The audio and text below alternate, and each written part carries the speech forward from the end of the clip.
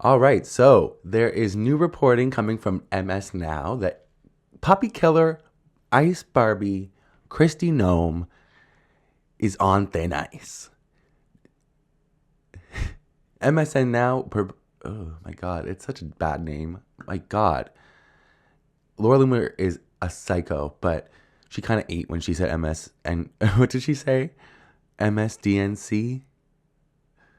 She kind of ate with that. I can't lie. You gotta give credit where credit's due. She's a fucking sociopath, but like, damn, that was good. MSDNC. Anyways, Trump weighing Noam's ouster at Homeland Security. DHS Secretary Kristi Noem is on very thin ice, a White House official told MS Now.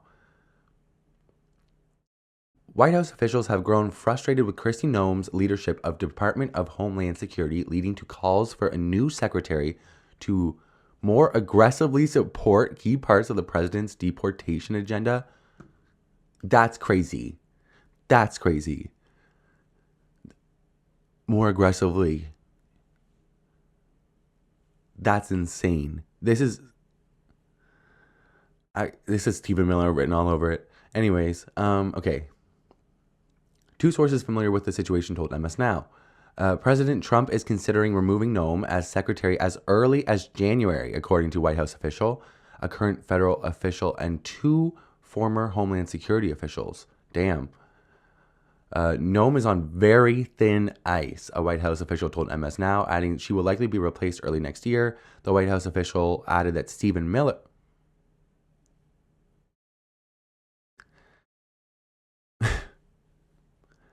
Fucking Goebbels Jr. Okay.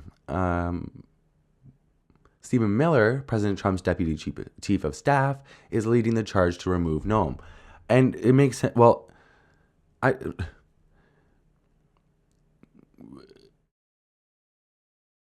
you have to realize that like Stephen Miller has pretty much been running ICE this whole time. He's pretty much been running DHS. He's been running a lot of things behind the scenes because Donald Trump is not doing shit. So Kristi Noem has pretty much been like the face of DHS, ICE, but she's not really running the shit. And the things that she has done have brought a lot of media attention, bad media attention, like the $200 million ad campaign she just did for ICE. That was like it was just full of corruption. Like she got her friend's husband's company to do like it was so it's ridiculous. Frustrations from Miller and other senior White House officials are twofold. Noem isn't moving fast enough to build out more detention centers with the money approved in Trump's big summer spending bill.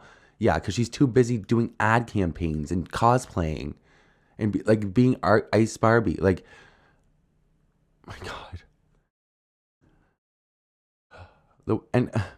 Jesus Christ, like the amount, like just think about how many ICE raids you've seen,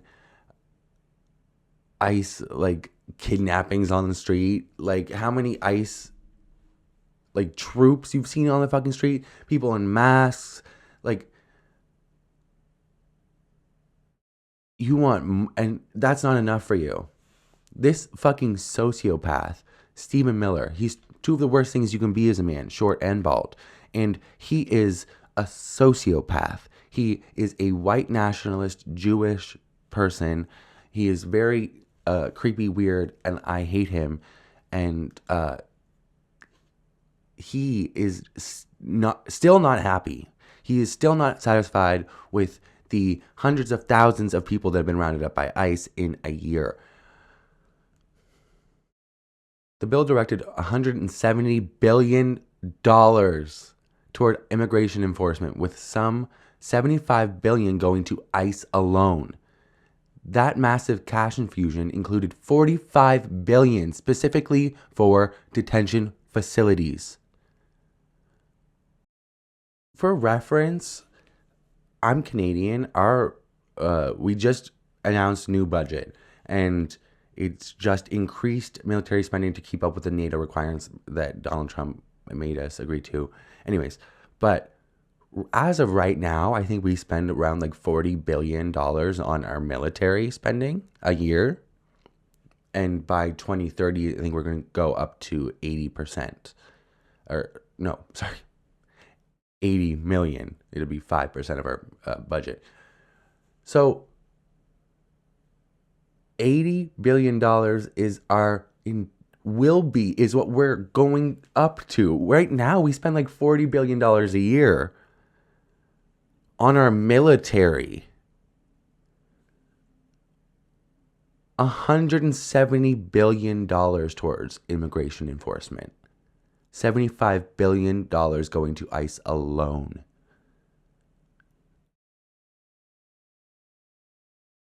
That's more than Canada currently spends on its military.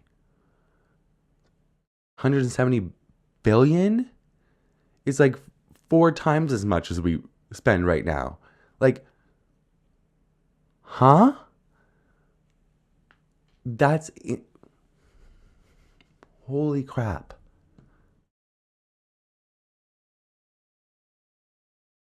And here in Canada, we don't, compared to you guys, we don't spend a lot, but compared to the other global superpowers, it's not like we don't like we only have 40 billion people around, so it is like you have to compare everything. But my God, most nations like for immigration enforcement, that's not even including your military and your police, which is completely overfunded. Girl, girl.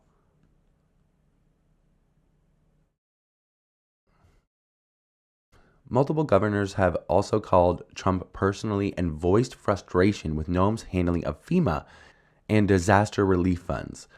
The White House official told MS Now. Well, of course. I mean, look, the fucking Texas floods was probably the most prominent issue of that, where she took like multiple days to respond, and she made it so that she was in order to get emergency funding, you had to get her approval. One person in an emergency,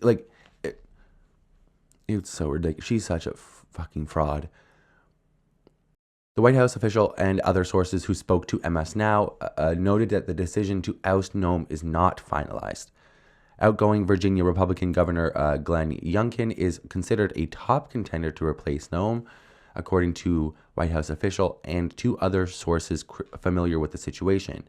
During a recent trip to D.C., Youngkin met with DHS and Customs and Border Protection officials, according to former DHS officials from the Trump and Biden administrations. Todd Lyons, acting ICE director, who is also on the list of people. Is also on the list of possible replacements for Noem, the White House official said. In a statement to MS Now, White House spokeswoman Abigail Jackson called this story total fake news. And the reporting about, I'm so tired of that. Actually, okay, so tell us how it's fake. You are the spokesperson for the White House. That's fake. That's fake news. Okay, well, show us. Tell us. Like, what? Do your job. You can't just say, that's fake news. What? And said the reporting about Miller was false. Secretary Noem is doing a great job implementing the president's agenda and making America safe again. Huh? Video came out like today of ICE running over somebody's foot or like the other. I don't remember. But we've seen people get hit by ICE cars. ICE tried to kill a woman. They shot her up because we've seen people run down, kidnapped, tackled, shackled. Like, what are you talking? Safe? No. And we'll get into that in a second. Jackson said MS Now continues to beclown themselves by inventing narratives that are simply not true.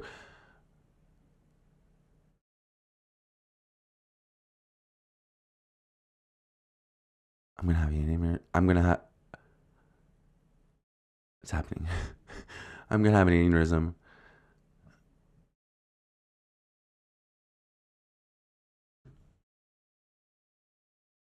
A spokesperson for Youngkin did not respond. DHS deferred a request for comment to the White House. CNN first reported in late November that Noem could be replaced in January and that Youngkin could soon join the administration.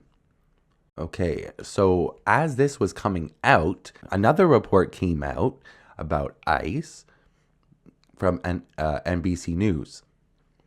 ICE has arrested nearly 75,000 people with no criminal records, data shows. The figures don't include arrests made by Border Patrol, which has launched aggressive immigration operations in several cities in recent months. What was that guy's name? Bovino? Is that his name? The fucking asshole? He was Border Patrol, and he was brought down to fill in. So, like, it's just so fucking... And we've heard so many reports. Like, we've heard multiple stories now of Canadians being arrested at the border. Like, not to mention everything going down probably at the southern border. It's just like it's a mess, and it's fucking hell. More than a third of the roughly 220,000 people arrested by ICE. 220,000 people. A third of them.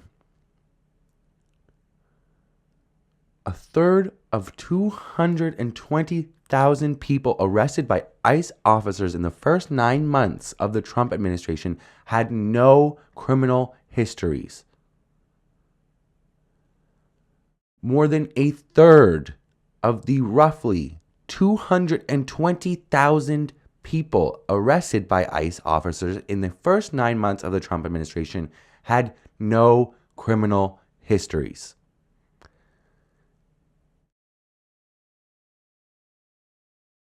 A third of 220,000 people, no criminal histories, arrested.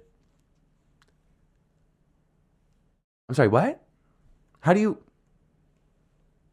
But yeah, Kristi Noem is sure keeping the fucking streets safe. Like, try and tell me that this is not just racial profiling. Because if there's no criminal record, what are you doing? What's the issue here? The data, which includes ICE arrests from January 20th to October 15th, shows that nearly 75,000 people with no criminal records have been swept up in immigration operations that the president and his top officials have said would target murderers, rapists, and gang members. Except they're just targeting people with accents and brown skin.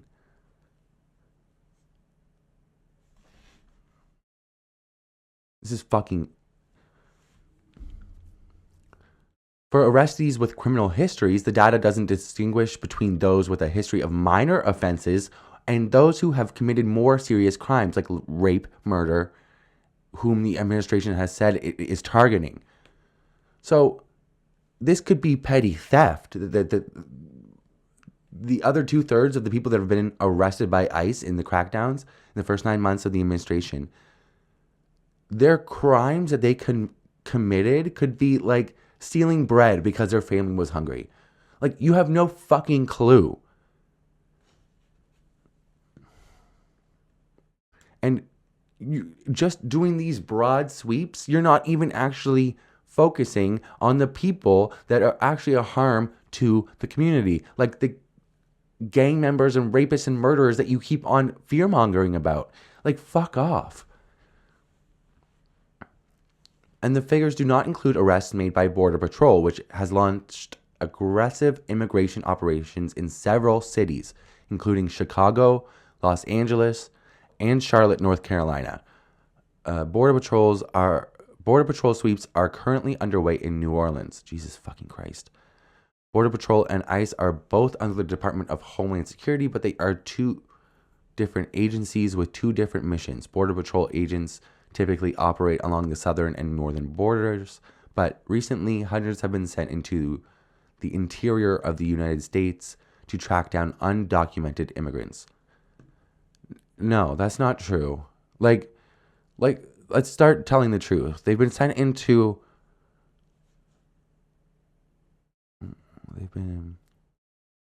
they've been sent into the interior of the United States to track down brown people with accents, people who speak different languages, people who don't look like them. That's what they've been sent in to do. And the data proves it. You just did. So let's actually tell the truth at NBC. Like, come on. Like, I'm tired of this. ICE field offices have been under intense pressure to ramp up arrests. In mid-May, White House Deputy Chief of Staff Stephen Miller, this fucking Nazi has his fucking hands all over the worst parts of this administration. He is a sociopath. Stephen Miller threatened to fire senior ICE officials if they did not begin arresting at least 3,000 migrants per day. And NBC News previously reported. But the new data shows that ICE is still falling well short of those targets. So the aggressive, insane crackdowns that you've seen of ICE raids and people, masked men kidnapping people off the streets, they're still not meeting the targets. They're falling well short of the targets that Stephen Miller wants. ICE agents have made an average daily total of 824 arrests since January 20th, according to the data. Those figures are still more than double the average daily arrest total under the Biden administration in 2024, when ICE arrested 312 people per day. Which is fucking ridiculous. Like, America, you need to reform your immigration system. And I'm so fucking tired of Democrats, centrist establishment Democrats coming in and not doing a goddamn fucking thing about the immigration system in America. I'm talking about Obama, Biden, fucking all the way. You can go back, this is ridiculous.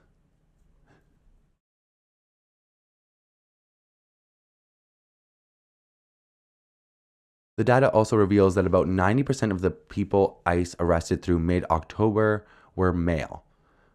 Mexican nationals accounted for the largest share of the overall arrests, with about 85,000, followed by nationals of Guatemala at 31,000 and Honduras at 24,000. More than 60% of those who were arrested were between the ages of 25 and 45. Now we're really feeling that pain in the workforce, said George Carrillo, Chief Executive Officer of the Hispanic Construction Council. Carrillo praised the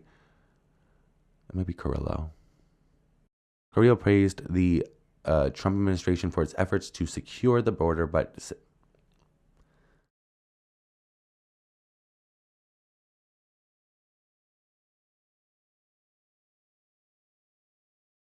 you gotta kiss the hand that whips you, I guess. Sorry, that's not appropriate. I don't know. I'll never understand it. Way to piss me the fuck off. Carrillo praised the Trump administration for its efforts to secure the border, but said the ongoing enforcement operations are having a significant impact on companies that employ migrant workers.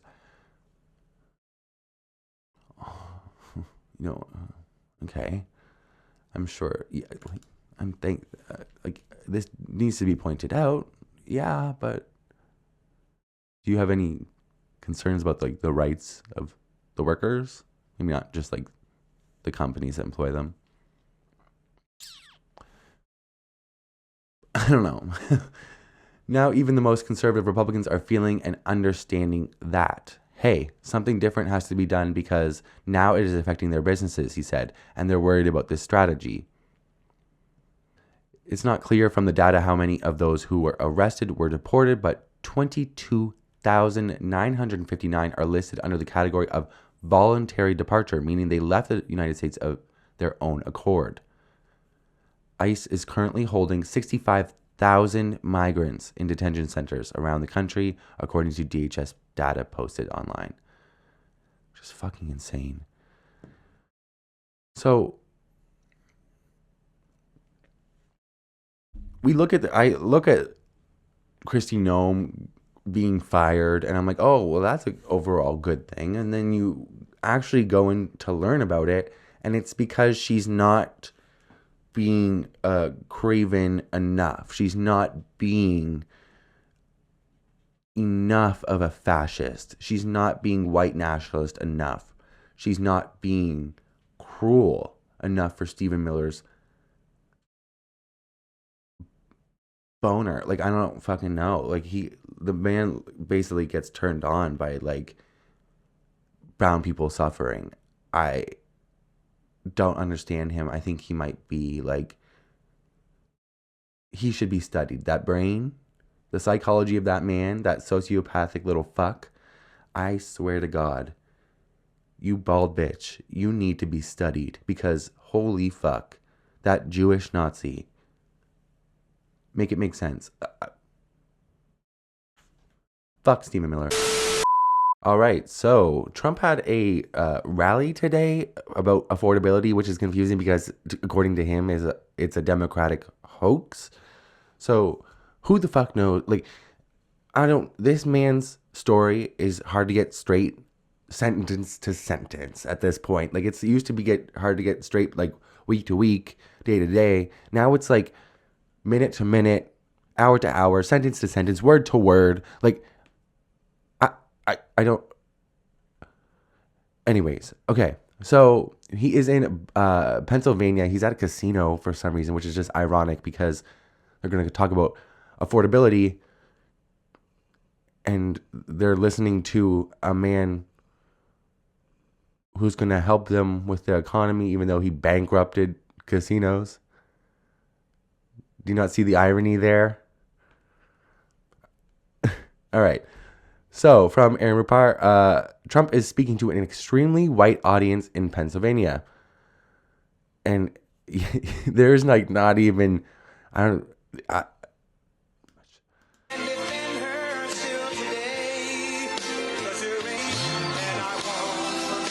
is that even,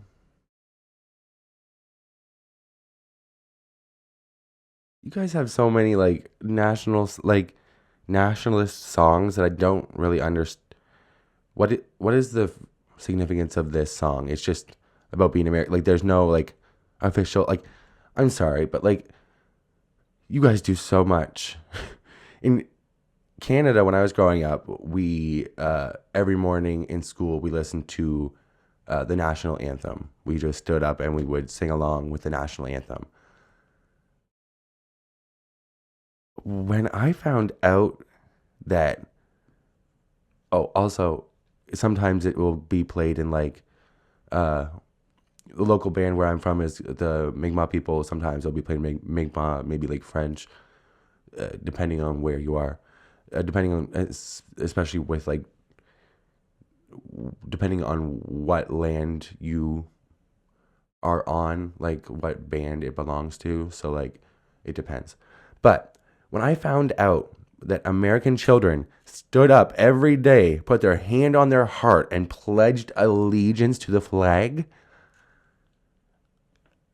I like the first thing that came to mind was the Hitler Youth. Like, uh, that's an extreme allegory, but like, huh?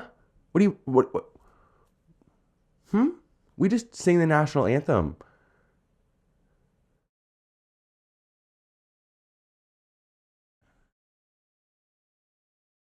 Anywho, and even that's like getting outdated. My God. Okay, so this is from Midas Touch. This is a zoomed out shot of the room where Trump is speaking right now from earlier in the day. Yikes. Woof. Oh, I completely skipped over. Okay, we have to go back. This, did you see the sign? They literally just have signs in the background that say bigger paychecks. What about like, are they call, and they're like printed out, like the regime did that. Like, God, he is so artificial. My God. That's a lot of makeup, Mary. Bigger paychecks. There's other signs that say like lower prices. And it's like, what? Right? Yeah, look at the sign in front of them. Lower price. Like, go ahead, do it. You're the president. Like, this is so weird. I feel like they like did this with him because on the campaign trail he's kind of activated, and if they did a rally, it'd kind of be almost like a campaign trail for him. But then he operated like he was on the campaign trail as well, and it's just like very weird. Like, you're already president. Go ahead and lower the prices, bitch. Go ahead and raise minimum wage. What are you talking about? The entire Republican Party, which you have the majority of the Senate and the House, it would follow you into a fucking active volcano. Like, what the fuck if they thought it would get them ahead? So, what are you doing? What are you doing? What do you mean lower prices? Do it, bitch. Do it. You're the president of the United States. What are you talking about? Fucking hell. It's in the Poconos. Like, you know, sorry. Okay, let's listen to this motherfucker. Jesus Christ, I can't even. If I was a farmer, I'd be pissed. Well, honestly, you're kind of fucking around and find out because a lot of farmers are like capital owners now. They're not even like farm hands anymore. And they most likely voted for Trump. So they're kind of they fucked around. Now they're finding out. But at the same time, like, Trump has to be cognizant of the fact that, like, if you fuck over the backbone of your support, what will you have? What will you have? Because any swing voter or independent that voted for you is definitely not going to vote for you again. Like, vote for you come the midterms. So, like, what the fuck is this? Like, because they're starting to do. I just helped our farmers out because they're starting to do really well. But in order to try and negotiate, some countries played a little cute, and we just. I just helped them out because they're starting to do really well. What? What? Remember how I was talking about how like he contradicts himself from like word to word these days? What? And you didn't help them out by giving them part of their money back. Like, you put the tariffs in place, which is what's harming them. And now you are coming in with a bullshit solution and acting like you're saving the day. Meanwhile, the tariffs are still in place. They're going to continue to wreck the farmers, and you're not doing anything about it. You're actually threatening more tariffs on. You were threatening more tariffs on my country, Canada. To like yesterday, you have been waging a trade war on the entire globe for what, 11 months now? Like, Jesus fucking Christ. You are not saving anybody by half fixing the mess that you made. Like, you're not, like, you are doing a subpar job of cleaning up your mess, and you're expecting praise for it. That is insane. Motherfucker, fix it. Clean up your shit. Like, and while you're at it, wipe your face off. Like, get a makeup wipe it off. You might need a Clorox wipe at this fucking point, but like, do it, bitch. What the fuck is this? I'm so fucking tired of this. Get a fucking makeup artist if you are so fucking demented that you can't do it yourself. Oh my God, this is just fucking weird. Weird, bro. Like, what the fuck is this? On television, Fox, like, I mean, you know, when she goes on television, Fox, like, I mean, they dominate. They dominate when she gets up there with that beautiful face and those lips that don't stop, up, like a little machine gun. You know, when she goes on television, Fox, like, I mean, they dominate. They dominate. What? Okay. First of all, ew. Second of all, you're her boss. Ew. Third, you're the president of the United States. Have some fucking decorum, you fucking perverted weirdo. What the fuck? And all these people laughing and smiling, clapping in the background. Like, what are you clapping about?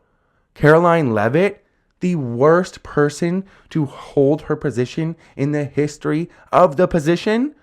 Oh, right. The woman who cannot help but lie for a fascist, evil, authoritarian regime every single day because she is so beholden to this demented felon in diapers. Caroline Levitt? Oh my god. Yeah, she does do well on fucking Fox News because she's fucking Hitler's wet dream. Like, what are you talking about? God. And she talks at a level that dumbass boomers with lead poisoning can fucking understand.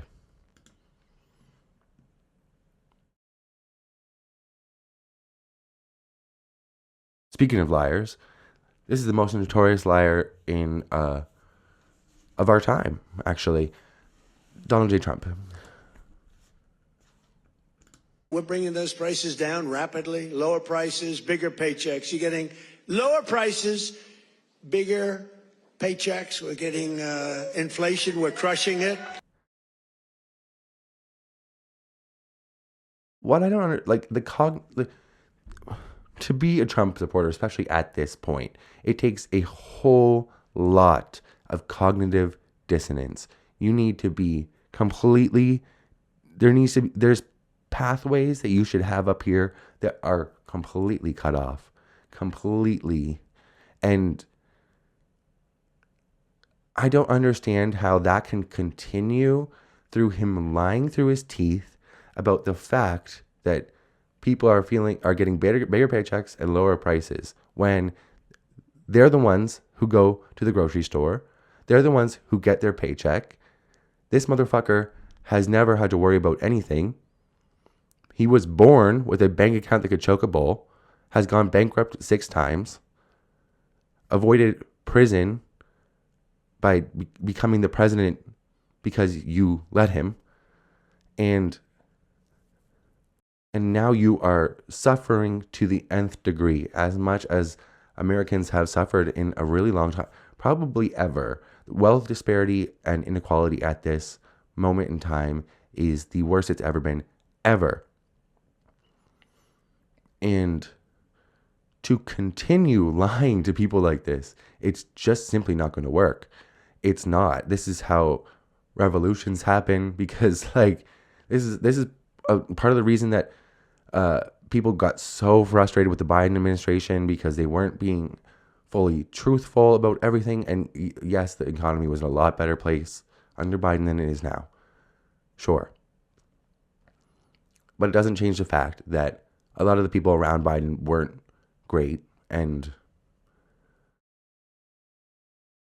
fuck Joe Biden. I fucking hate him. So fuck him. He's a war criminal, a genocidal fucking maniac. Fuck that man. But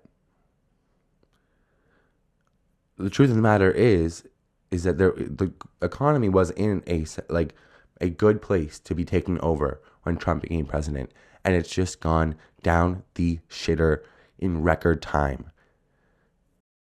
There are 7 companies propping up the economy. I think they're called like the Magnificent Seven. Basically, it's that if you ever seen that AI bubble chart where like it's just like 6 companies, like, or 7 companies trading back and forth to each other and propping up the economy, and it's all AI and it's all just a huge bubble. They are the only reason the economy is in a good place on paper. They are the only reason that the stock market is in a good place. They're the only reason that it dictates 401ks. So like the country club Republican, racist, evil people with like no empathy in their hearts that only care about their wallet, they're probably happy. But the large majority of Trump voters are not wealthy.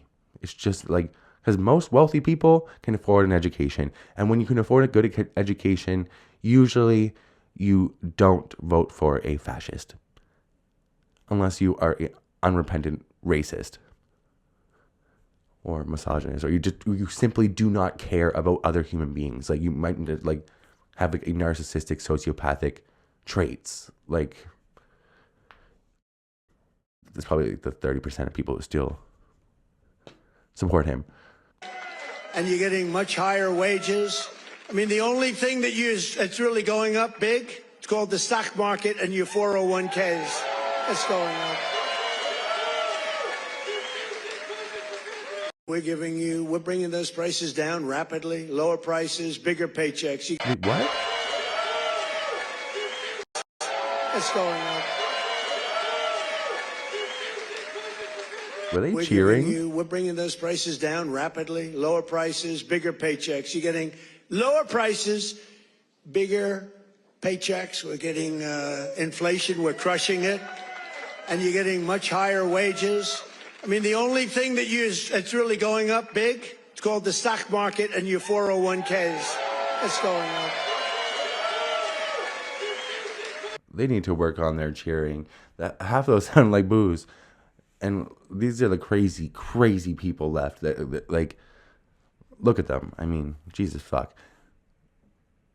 But also, like, what the actual fuck? Like, you know that prices aren't down. You know. You go to the grocery store. You pay your bills. Like, you know that. Like, so... And forgive me, but these people don't look like they have 401ks. The ones who are well put together are pretty young.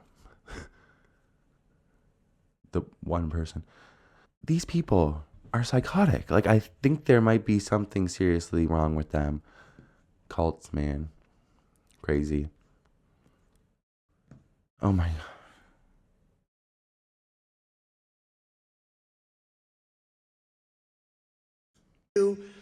Wind farm. I just have to,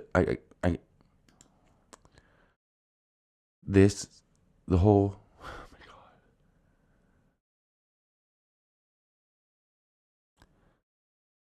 This infuriates me to no end. So I'm just going to play the clip and then I'll talk about it because. Made in China, but China has very few wind farms. You know why? Because they're smart. You know what they do have? A lot of coal. They love coal. So that's okay.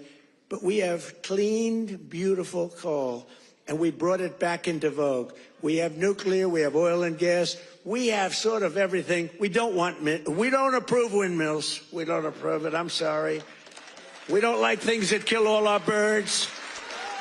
And that every time you put one up, only the guy that owns it makes a lot of money. Those guys, what a joke. And they are ugly, you're right, sir. But Democrats talking about affordability is like Bonnie and Clyde preaching about public safety.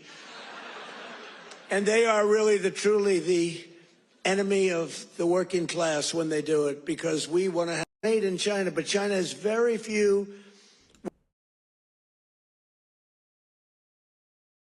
Okay, Grandma. What am I supposed to fucking say to that? In case you're unaware, China is I'm pretty sure they probably said it. China has more wind farms than any nation on earth.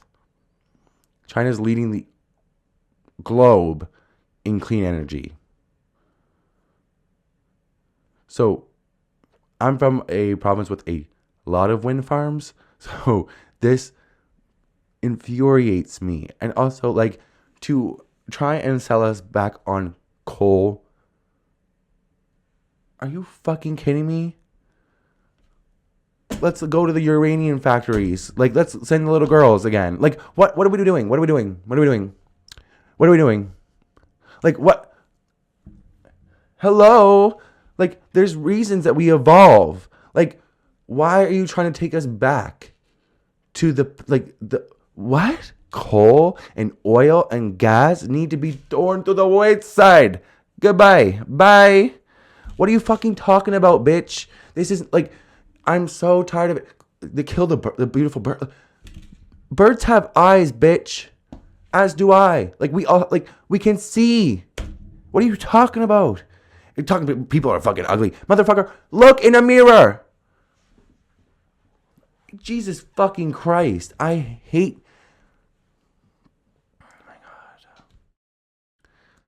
China is the undisputed global leader in wind power, producing the most electricity and having the largest installed wind capacity by a significant margin, followed by the United States and Germany. China's massive installations, including the world's largest onshore wind farms, contribute to its dominance, with rapid growth in both onshore and offshore wind energy. So, what now?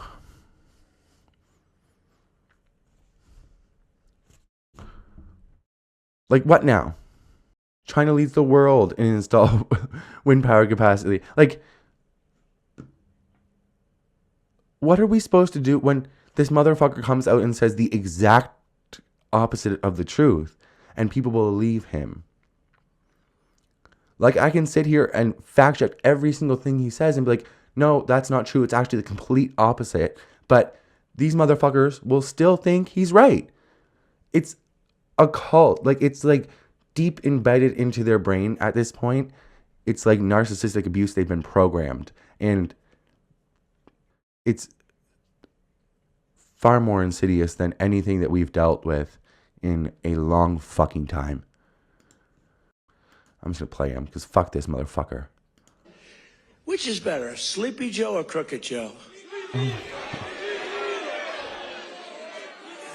I'm going to... By the end of this 4 years, I'm going to have an aneurysm.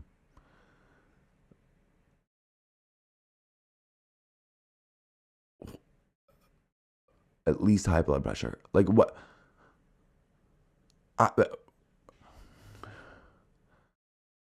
You were asleep in a meeting yesterday. Yesterday. Not even 24 hours ago. Like, what do you, wait. Sleepy? I've never seen Joe Biden asleep in public. Not once.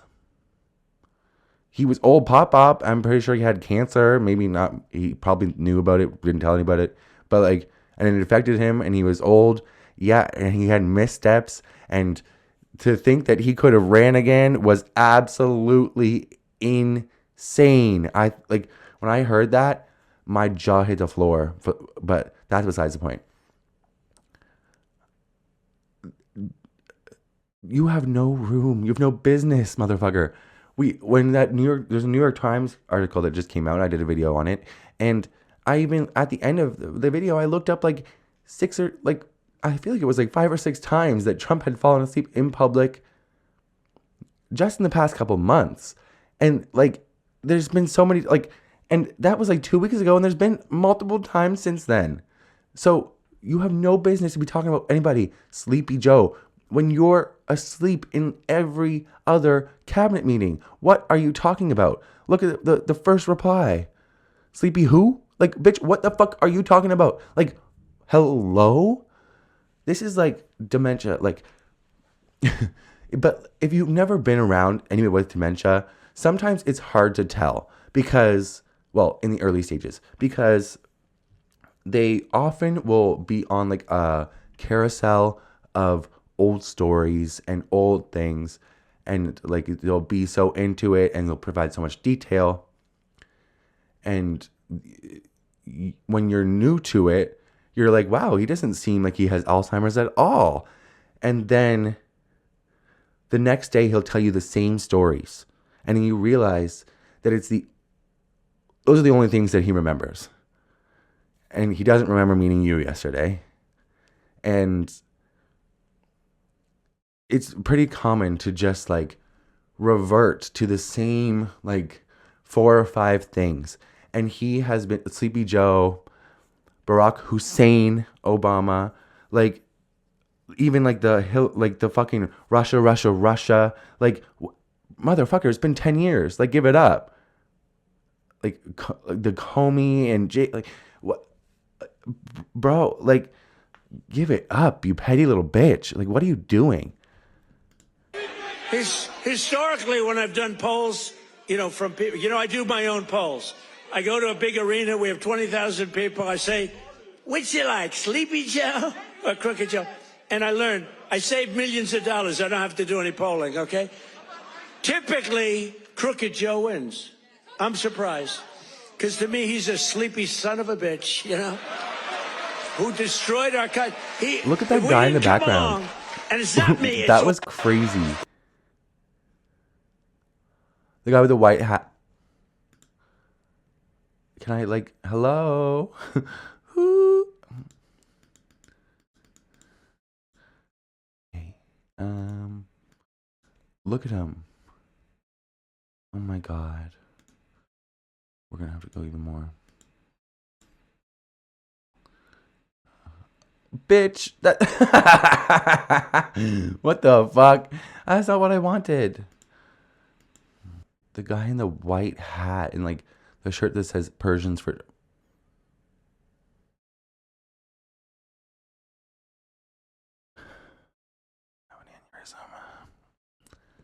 anyways, the shirt that says Persians for Trump, the guy that looks extremely white. Look at him. He is he's a sleepy son of a bitch, gap. Who destroyed our country. If we didn't come along, and it's not me, it's all of us. If we didn't come along, this country was destroyed. Hello? I'll tell you. It would have what been was destroyed. that? Which is better? His Come jaw. along, and it's not me, it's all of us. If we didn't come along, this country was who destroyed our country. If we didn't come along, and it's not me, it's all of us. Do you see what I see? Am I going crazy, or is he? Or look where he is. And look at the shirt he has on. Do you not have sense in your head? Hello? Do you not have survival instincts? Sometimes I think that we've done too much to stop natural selection. But then other times I'm like, no, they don't deserve to die just because they're stupid. They don't. Oh my God. I think transgender for all is a great, great thing for the Democrats to be talking about. Transgender for every member in your family. If they're not feeling well, have you heard anybody talk about trans people for the past 11 months?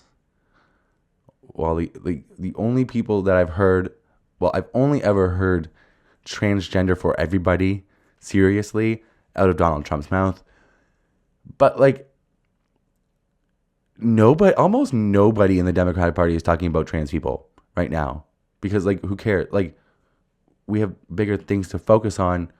Democracy's burning to the ground. Why you keep on trying to fearmonger and bring out this fucking trans panic that is so fucking insidious, and I'm so fucking tired of it.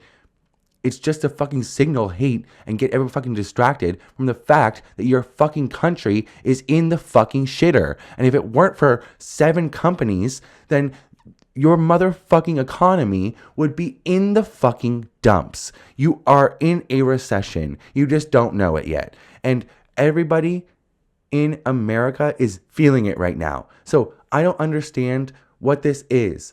How about you focus on some fucking policy? Nobody fucking wants transgender for every member of your fucking family. Nobody fucking wants that. Nobody wants that. What are you talking about? 1% of the population is transgender. 1%. A majority of them do not play sports. Especially the women.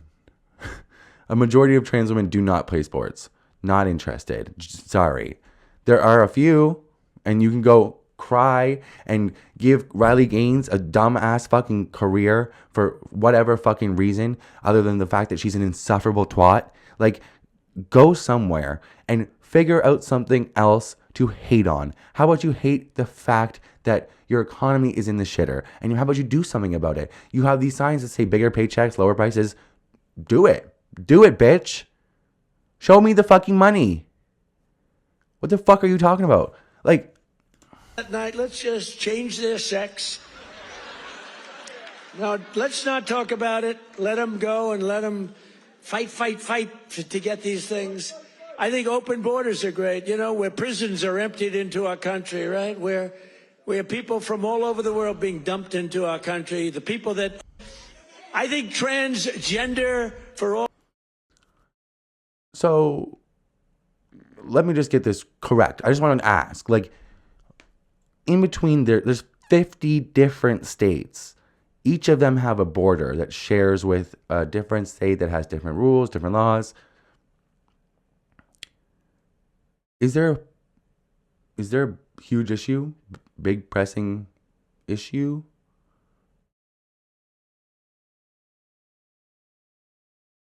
Like, I really need to know, like, why is there not such a big issue at the state borders?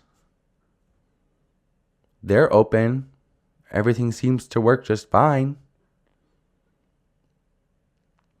Somebody commits a crime, the police come and get him. Works just fine. Like, I'm struggling to understand it. So all this big talk about, oh, you don't like open border, bitch, like that's not any. Nobody is focusing on open borders right now. What they're actually asking you for is to stop kidnapping people on the street indiscriminately because they're brown or because they have an accent or because they speak a different language. We're asking you not to racially profile, and you appealed that. So, like, stop acting like people are asking for the world when they're just asking you to follow the law, you fucking felon. Like, what is, like, criminals just gonna do crime? Like, I don't. Oh my God, I could throw a desk at this man, and I mean that. Fuck him.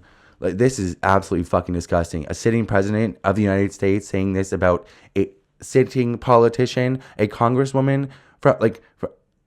You are the president of the United States of America. You are not president of the red states, bitch. You are not president of the Republicans. You are president of the United States. You are president of the people. You represent everybody. So stop fucking, oh my God, stop terrorizing people with your racism, with your misogyny, with your bigotry. Like, stop this, you fucking racist, pervert, pedophile, fucking evil, fascist, authoritarian, felon, demented ass fucking little bitch in diapers. Can't control yourself, can't even control your fucking ass. That's why you need diapers. So fuck you, you amphetamine addicted fucking little bitch.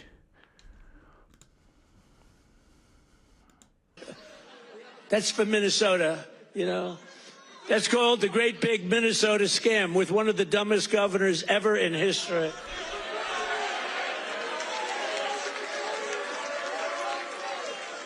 I love this Ilhan Omar, whatever the hell her name is, with the little turban. I love her.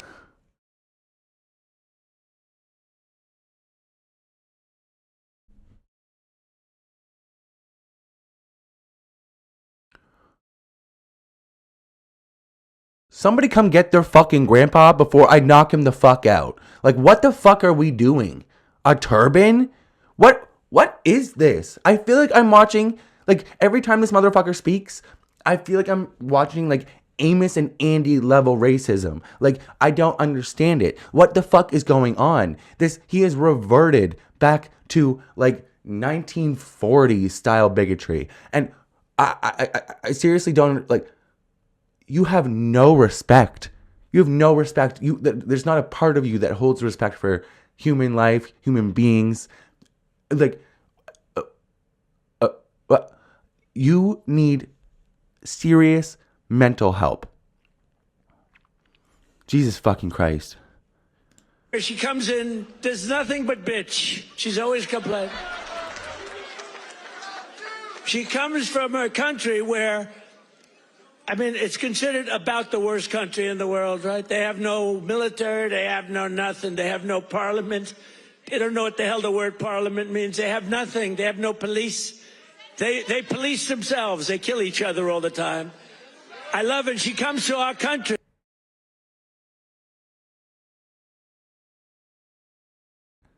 It's so crazy to insane. It's actually fucking insane to me how precious Americans get about foreign countries and what they're doing to each other. Motherfucker, you regularly have people going into schools with assault rifles, killing children, and you do nothing about it.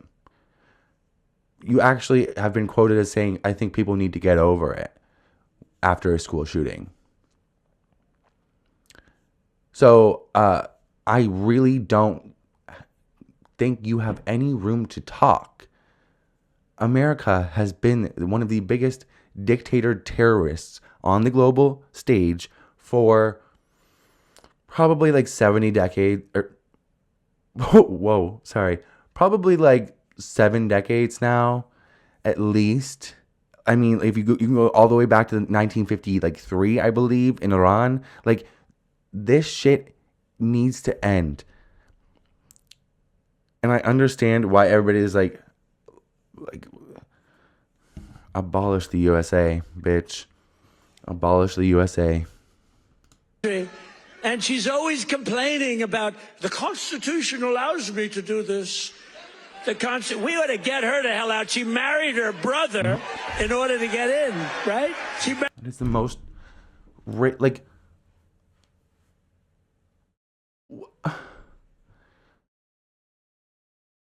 so we can just say things now, and you fucked your daughter.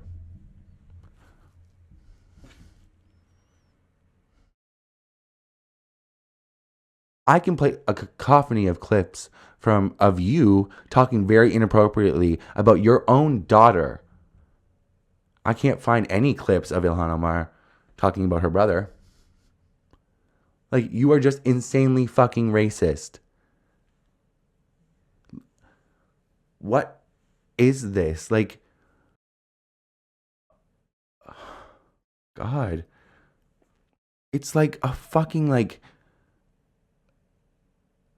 like a showcase of, like, racism, Orientalism, fucking, like, misogyny, like, Western chauvinism. It's imperial. Like, what is this? Like, what is this? This motherfucker needs to be sent to bed. Sent to bed. Like, grandma needs her sleep. It's okay, sis. Go back to bed. Like, whoo, girl, what is going on? Married her brother. Can you imagine? And by do nothing but bitch, you mean like advocate for Americans to have universal health care? Advocate for them to have like a life that they can afford?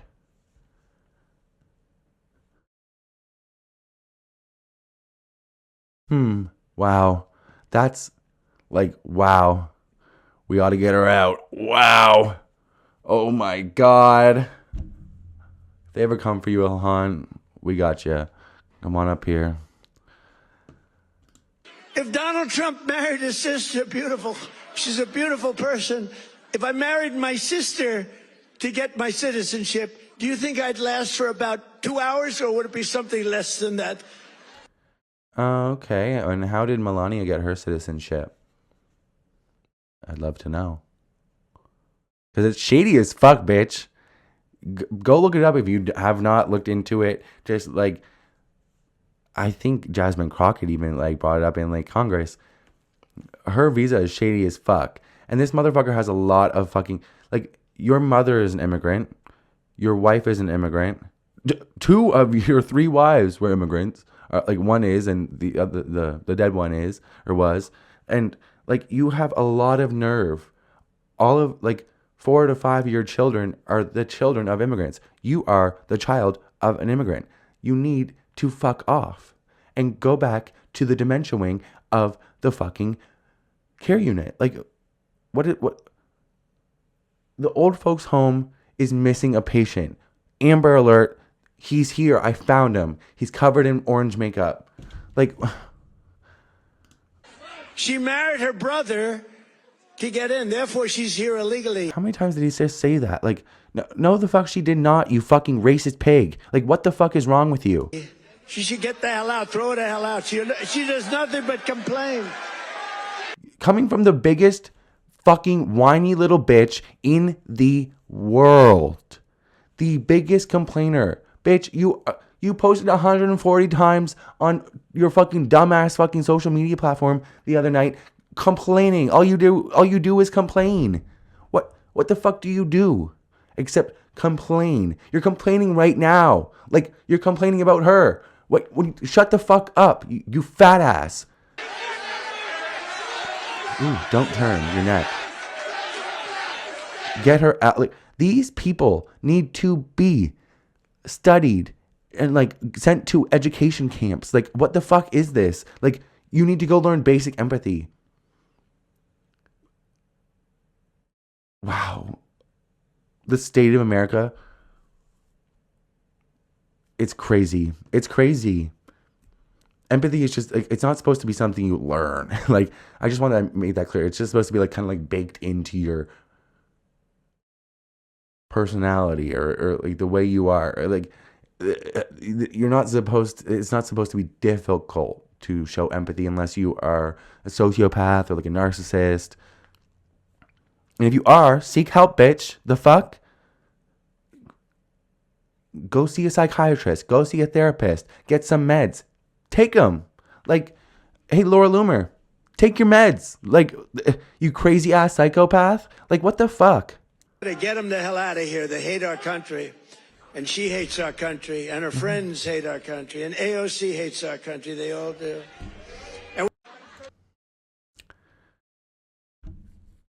This man, his like visceral like hate for women of color is so beyond not okay. Like, it's like it's something that like I can't even like, it's beyond disdain. It's he like feels it in his soul. He hates them.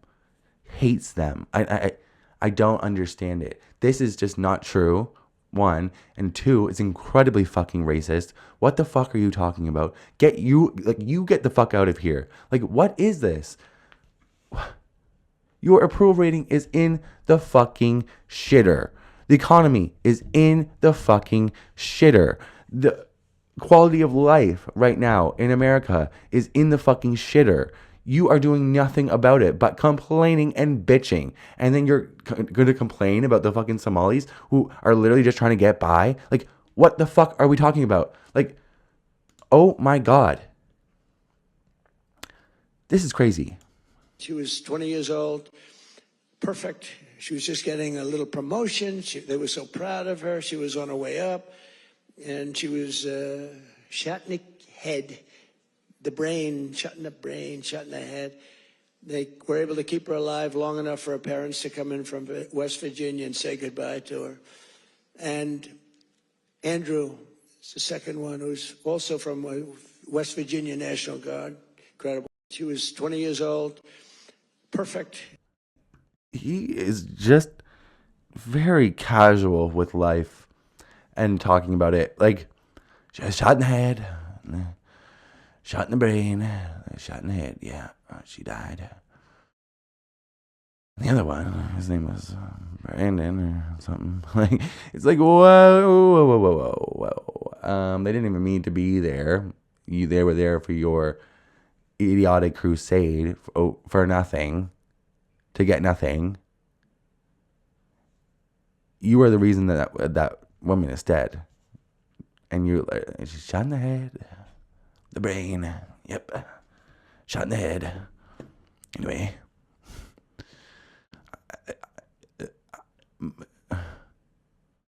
I was just talking about how he has a visceral hate for women of color. I have a visceral hate for him. Like, and I am unapologetic about it. Fuck this person. I don't even... Is he a person? Fuck this demon. Of his life, and we're going to put him up for the death penalty. Amazing, huh? Only in America. That's only in America. You know, in one way, there's something beautiful about it, and another way, it's a little crazy, right?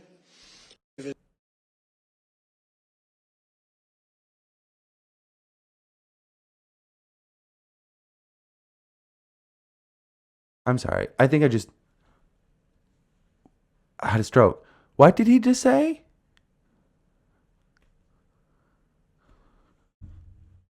And they.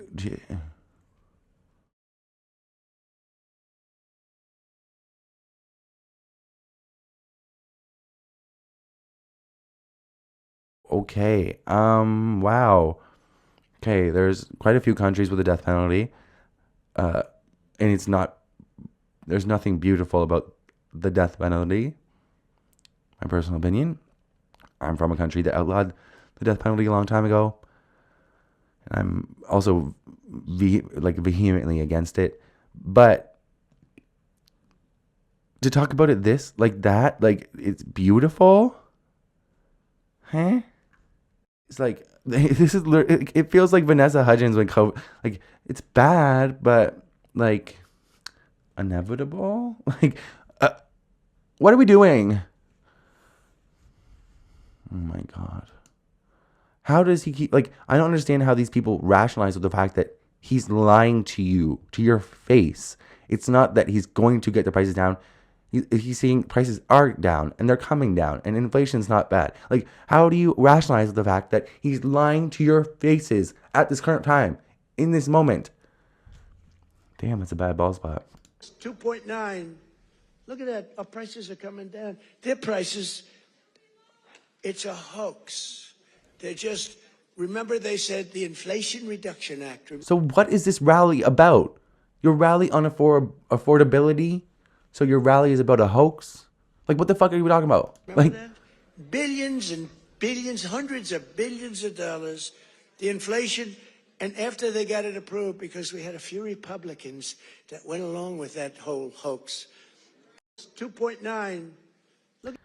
this fucking liar lies through his fucking teeth. Like it's oxygen and CO2. Like I don't have anything else for him. I am so your country is doing the worst it has ever done right now. You have no business to talk about other countries or other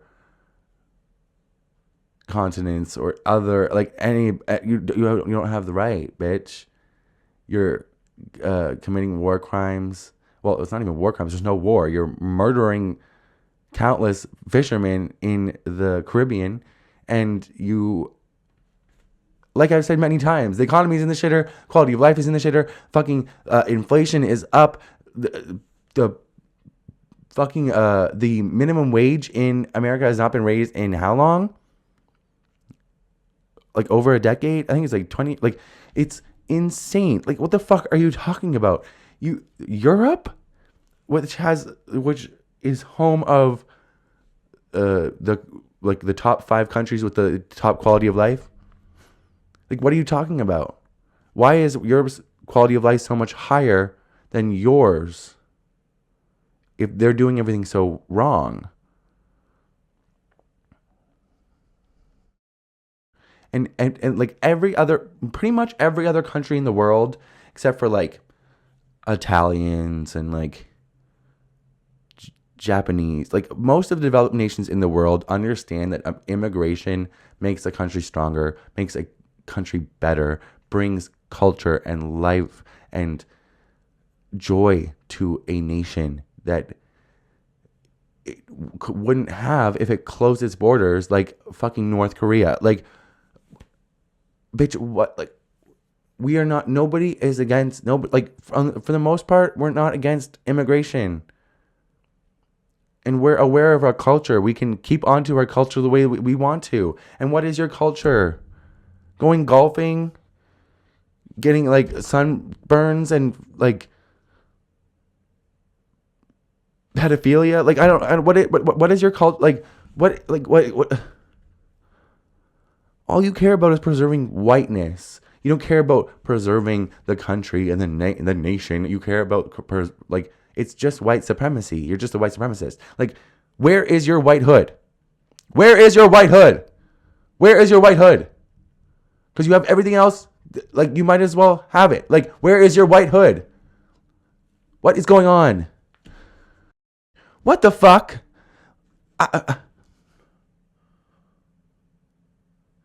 Okay. So he's going to talk about global warming. This motherfucker, just for reference, I live in a area that we're kind of on we have a similar climate to that of like England, where it rains a lot. It's very humid. There's a lot of moisture in the air, that kind of thing. If you had told me 10 years ago that we would be experiencing a drought like we did this past summer, I would have laughed in your face. Now we had a months long drought. I live on the coast, on a harbor, like so, like there should be no it's insane. We started having wildfires in the summers, even though it's usually so humid that like you can't even. It used to rain pretty much the whole summer. Like we would have like 2 weeks of the summer that didn't rain, and now it's like doesn't rain the whole summer. Our winters are way shorter. When I was I remember like ninth grade is when it really started to like slow down and change. That was probably like, oh God, how old are you? Ninth grade, like 11 years ago. And so I remember that was the last year where like the snowbanks were huge. They were like 6 feet off the ground because I was like 5'10" and they were above me. So being able to visually see year after year the snowbanks stop getting as big. We get less snow every year. We get smaller winters, shorter winters, warmer winters every single year, year after year. The summers are getting hotter, and it's so hot to the point where it's not even humid anymore because like it's just like the water evaporates so fucking quickly. Like it's an insane, like the temperature did not start going down like a rock. I'm Canadian. And I just told you multiple ways, like there's a large percentage of America that thinks that we live in like igloos. Our climate is crying. Like our environment is screaming out for fucking help because of everything that's being done to it. And our proximity to you has been a detriment. And it's not to say that we are not doing things that are detrimental to our environment as well. We've done a lot to our own environment. But the emissions that happen in America are tenfold. Also, the population is almost tenfold. So it's relative. But to sit here and act like global warming is not happening, like, and the temperatures start going down, especially when you've been dealing with wildfires longer than we have. And like, what the fuck are you talking about? Pretty much his entire time in politics, it's just gotten worse and worse and worse. Like you cannot keep on denying this. Like you are actually fucking insane at this point. Like you are fucking insane. I'm not even listening to this motherfucker. Okay. I'm just going to read for him because he's demented as fuck. And you already get the point. He slurs. He doesn't fucking pronounce things correctly. Like, I'm done. I can't fucking do it. Trump says you can give up certain products. You could give up pencils because under the China policy, every child can get 37 pencils. They only need 1 or 2. They don't need that many. You always need steel. You don't need $37 for your daughter. 2 or 3 is nice. So we're doing things right.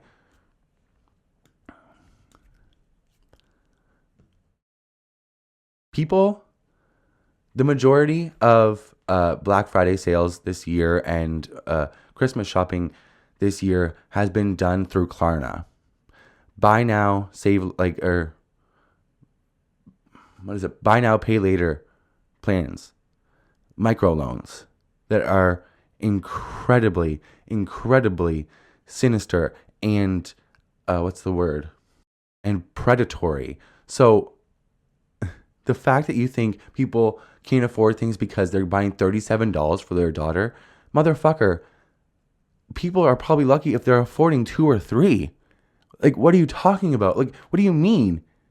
And also, like, you could also just help. You could make the economy better. You could take tariffs away. You could stop fucking giving tax breaks to the billionaires and maybe help out the working class. But no, you're going to be the Grinch who stole fucking Christmas and tell them that they shouldn't buy things for their children. Like, what is wrong with you? You are so far beyond out of touch. It is absolutely abhorrent that you are in the office that you are. This is absolutely fucking disgusting. How fucking dare you? Fuck you.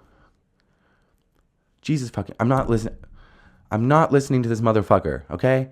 Like, Aaron Rupert did a very good job of quoting the necessary things, and that's what I'm going to do. I'm done. I would say that there's one country that probably has a stronger border. You know what that is? North Korea. Are you fucking kidding me? What the fuck do you mean by that? Like, what the fuck do you mean by that? And this is exactly, like, what? Huh? This is exactly why, like, I started getting really opinionated and involved in the fucking American political landscape. I've always paid attention to it because it affects us all on a global scale. I mean, like, if you look at the insurrection that Trump did, two different countries followed suit. Two different leaders tried to follow suit and do the exact same thing. Yoon in Korea and Bolsonaro in Brazil.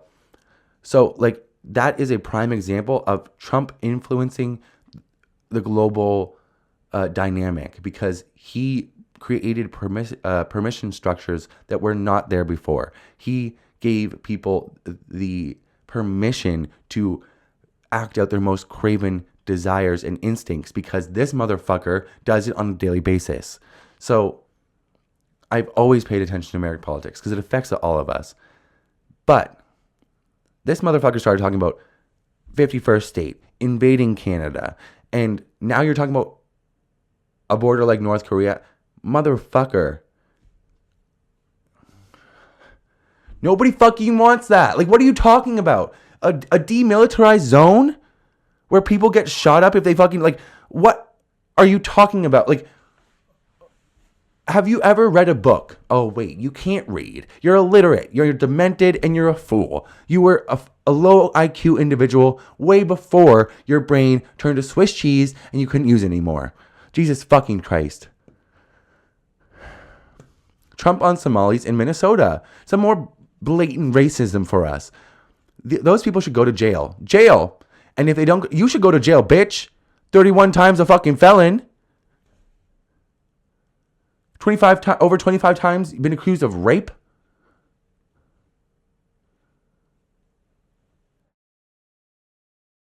Hello? You commit crimes all the fucking time. Stop talking about people committing crimes because you do it almost on a daily basis at this fucking point, bitch. What the fuck are your sons doing all the fucking time? Making all these fucking business deals, starting these new businesses. I've just saw, like, Tweedledee and Tweedledum Jr. Tweedledum Jr. just has increased his wealth by like 10 times since Donald Trump has been in the Oval Office a second time. Tweedledee, he had, I think it was like 6 or 8 times the amount of wealth that he had before Trump was in office a second time. It's fucking insane. You need to go to jail. Everybody around you needs to go to fucking jail. They're all committing crimes. And I am ready. I will be, oh my God. The Nuremberg trials, like, that happen when either Democrats get the majority or they get the presidency back or this motherfucker dies or like something, like, I will be sitting there with popcorn. Like, bitch, they should live stream it in theaters. I would go, bitch. We come to this place. We come to this place to laugh, to cry, to watch Nuremberg. Sorry. Okay, Trump on Somalis and Venezuela. Oh, God, now I have to read this fucking racist rant. God. Jail, and if they don't go to jail, Scott Pecent is toast. Well, motherfucker, he's toast either way. Because even if like the left gets their way, he's going to jail. And if the right gets their way, he's on the chopping block. He's a faggot. Same here, which is why I'm very aware that we'll be on the chopping block if this motherfucker gets his way. So Scott Pecent is a fucking dumbass and a bad liar. So fuck him. He is toast either way. Like, fuck him. And oh my God, I'm so tired of the blatant racism from this man. These people are crooks. They don't work. Yes, they fucking do, bitch. 91% unemployment. No, that's not true.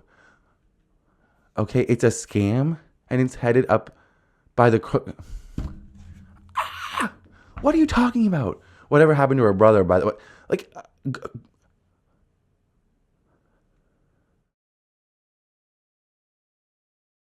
my God. Like, what is wrong with this person? Like, send him to the dementia unit. Like, what the fuck? What the? No, they don't, bitch. The fuck they do. The fuck they do. I'm Let just me tell getting mad you, now, but like, black people love Trump. I got the biggest vote. who told you that? Look at all the people cheering behind him.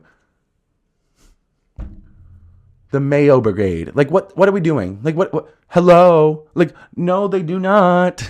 That's actually like the one minority that you did not win over well. Especially black women, because they're well aware of your bitch ass and that you are not helping nobody with nothing. So, like, fuck off. What are you talking about? You just went on so many racist rants about some, like, you hate black people, especially black women. Like, what are we talking about? I got the biggest vote with black people. They know a scam better than anybody. They know what it is to be scammed. Thank you, man.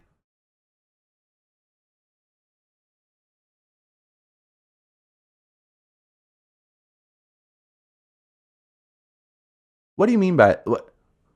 Thank you. I appreciate it. We did great. Thank you. I like this guy. Clearly, from everybody behind you. Like, what?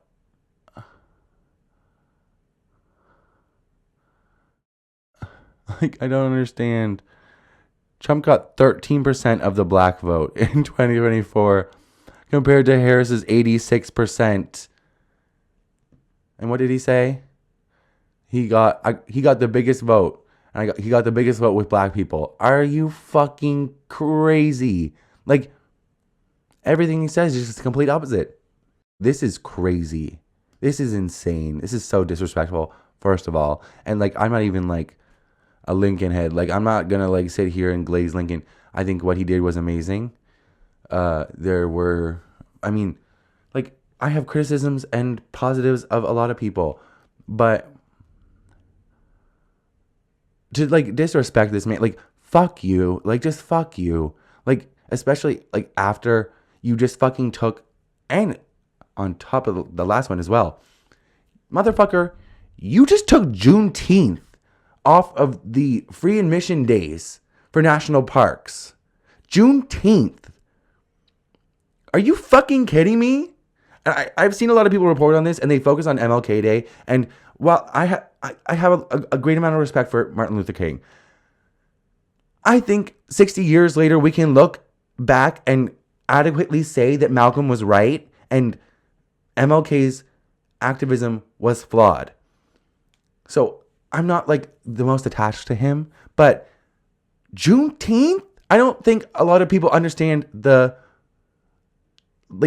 importance and, like, the brevity of the moment. Like, Juneteenth. If you're unaware what Juneteenth is, it is the anniversary of the ratification of the Freedom Proclamation in the United States of America. It is the anniversary of when all people were given freedom constitutionally. When black people were given freedom. That day was taken off of the free admission days for national parks.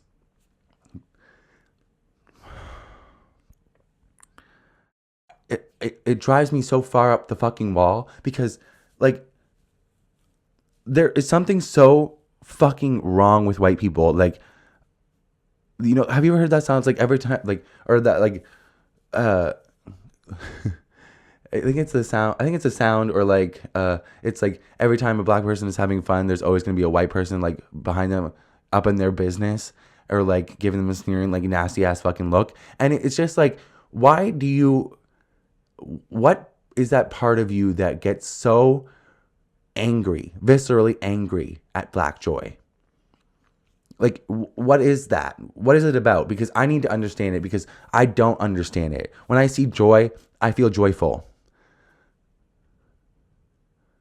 When I see celebration, it makes me happy and joyful, and it's part of culture is to celebrate, and also to celebrate freedom.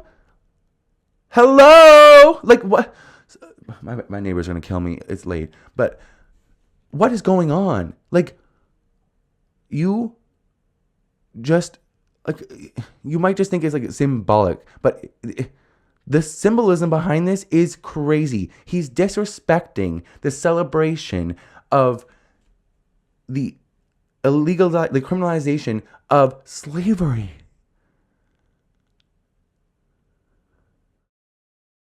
He is disrespecting the anniversary of the day that black people in America were deemed freedom. I don't have any words for it. And you're gonna say that you're beloved among black folks? I can tell you one thing: older black folk, they fucking love MLK, and a lot of black people fucking celebrate Juneteenth. A lot of them have do celebrations outside. A lot of people go to national parks, and you are disrespecting and desecrating that. My God, the acknowledgement of that glorious day of fucking celebration. Let's be fucking real. That is a huge thing. That should be a huge thing for all of America. It should not oh my God.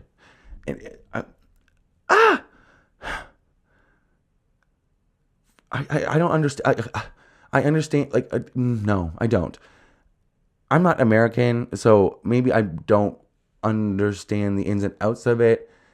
At when you guys ratified the Freedom Proclamation, Canada had already had criminalized slavery. I think it was 30 years prior, and where I'm from, slavery was pretty much abolished but not criminalized by 1800, so 60 years prior. Pretty much full stop, because a lot of the black community where I'm from, which there's a really big historic community where I'm from, a lot of people are descendants from black loyalists who fought with the British army and earned their were given freedom on behalf for fighting, basically, for being loyalists. And then also we are one of the last stops on the Underground Railroad. So there is a number of people who descend from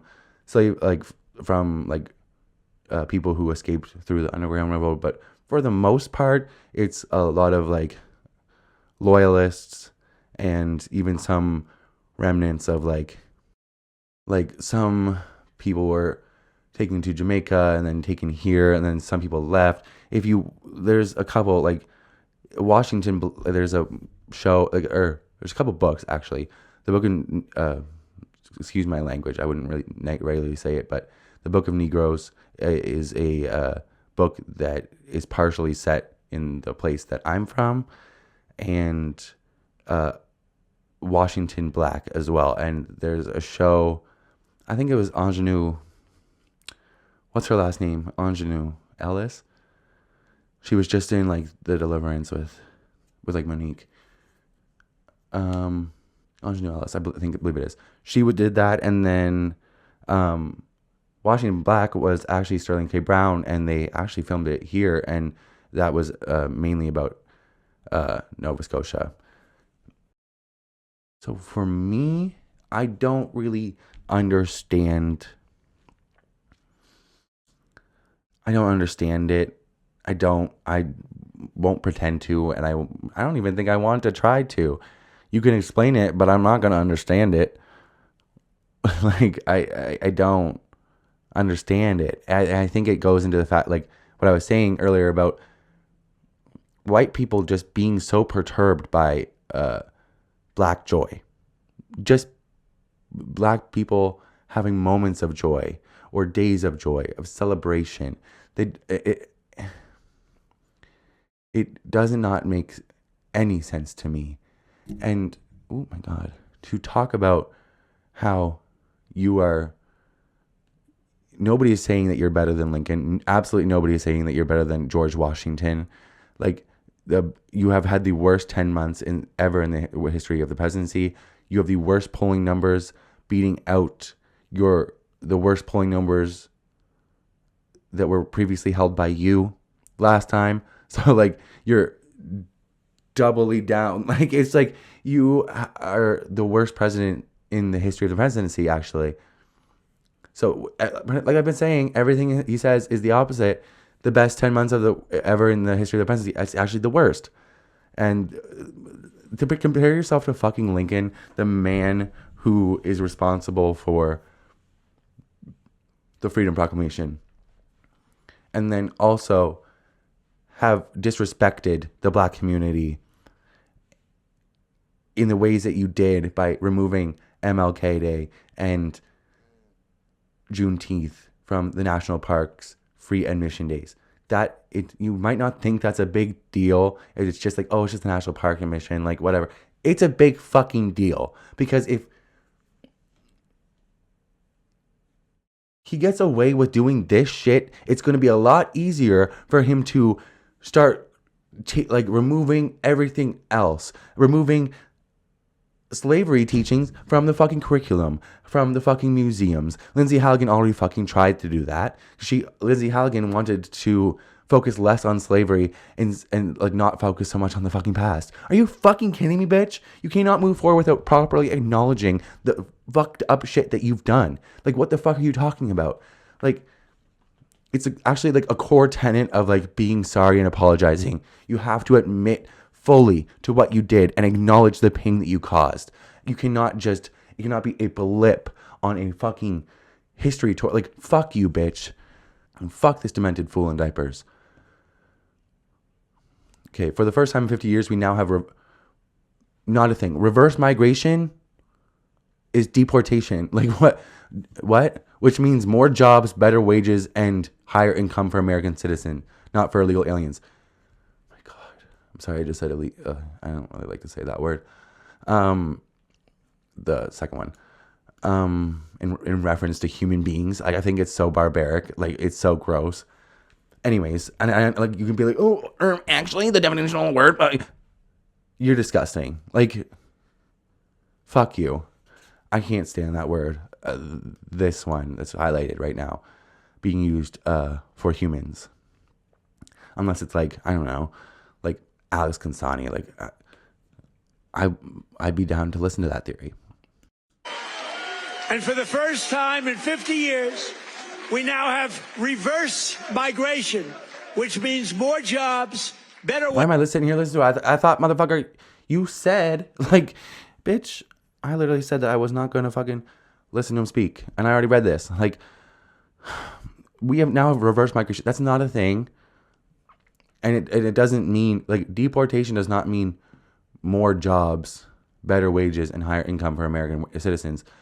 It actually is like kind of the opposite, because all of the jobs that you are taking like even like a lot of undocumented people work some sort of physical labor, and a lot of times that physical labor comes with a lot of knowledge that is learned over time, and your speed and your effectiveness and how much you can produce is all based on that. So just mass deporting everybody in a certain field, or like a certain like factory or whatever, you're not going to immediately have good workers. You're gonna like you.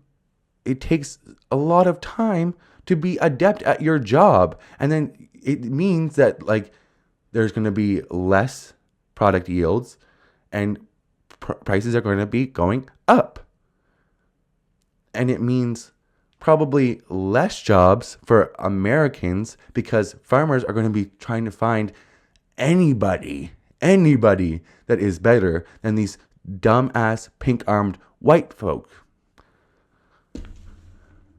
So he says, I've also announced a permanent pause on third world migration. Jesus fucking Christ. He's the most racist fucking person in the fuck. Like, oh my God. But like, your country was founded by slave owners, so I can't really call him the most racist fucking president. But like, he would if he could. He would if he could. Honestly, I don't even know if he would, because he hates people of color so much. Like, I don't, like, it needs to be like, when he dies, inevitably, that brain needs to be like excised and studied for years. Please, I need to know. His visceral hate of like black people, especially, like it is all people of color, but black people especially, and especially black women. He hates women, but if you are white and conventionally Eurocentrically attractive, you can probably get away with some stuff, but not everything. I mean, even then, Megyn Kelly, what did he say about her? There's blood coming out of her eyes, blood coming out of her everywhere. And now she is a like stalwart supporter of him. Okay. Permanent pause on third world migration, including, bitch, your country is a third world country. First world countries have universal health care. First world countries have maternity leave. First world countries have a livable minimum wage.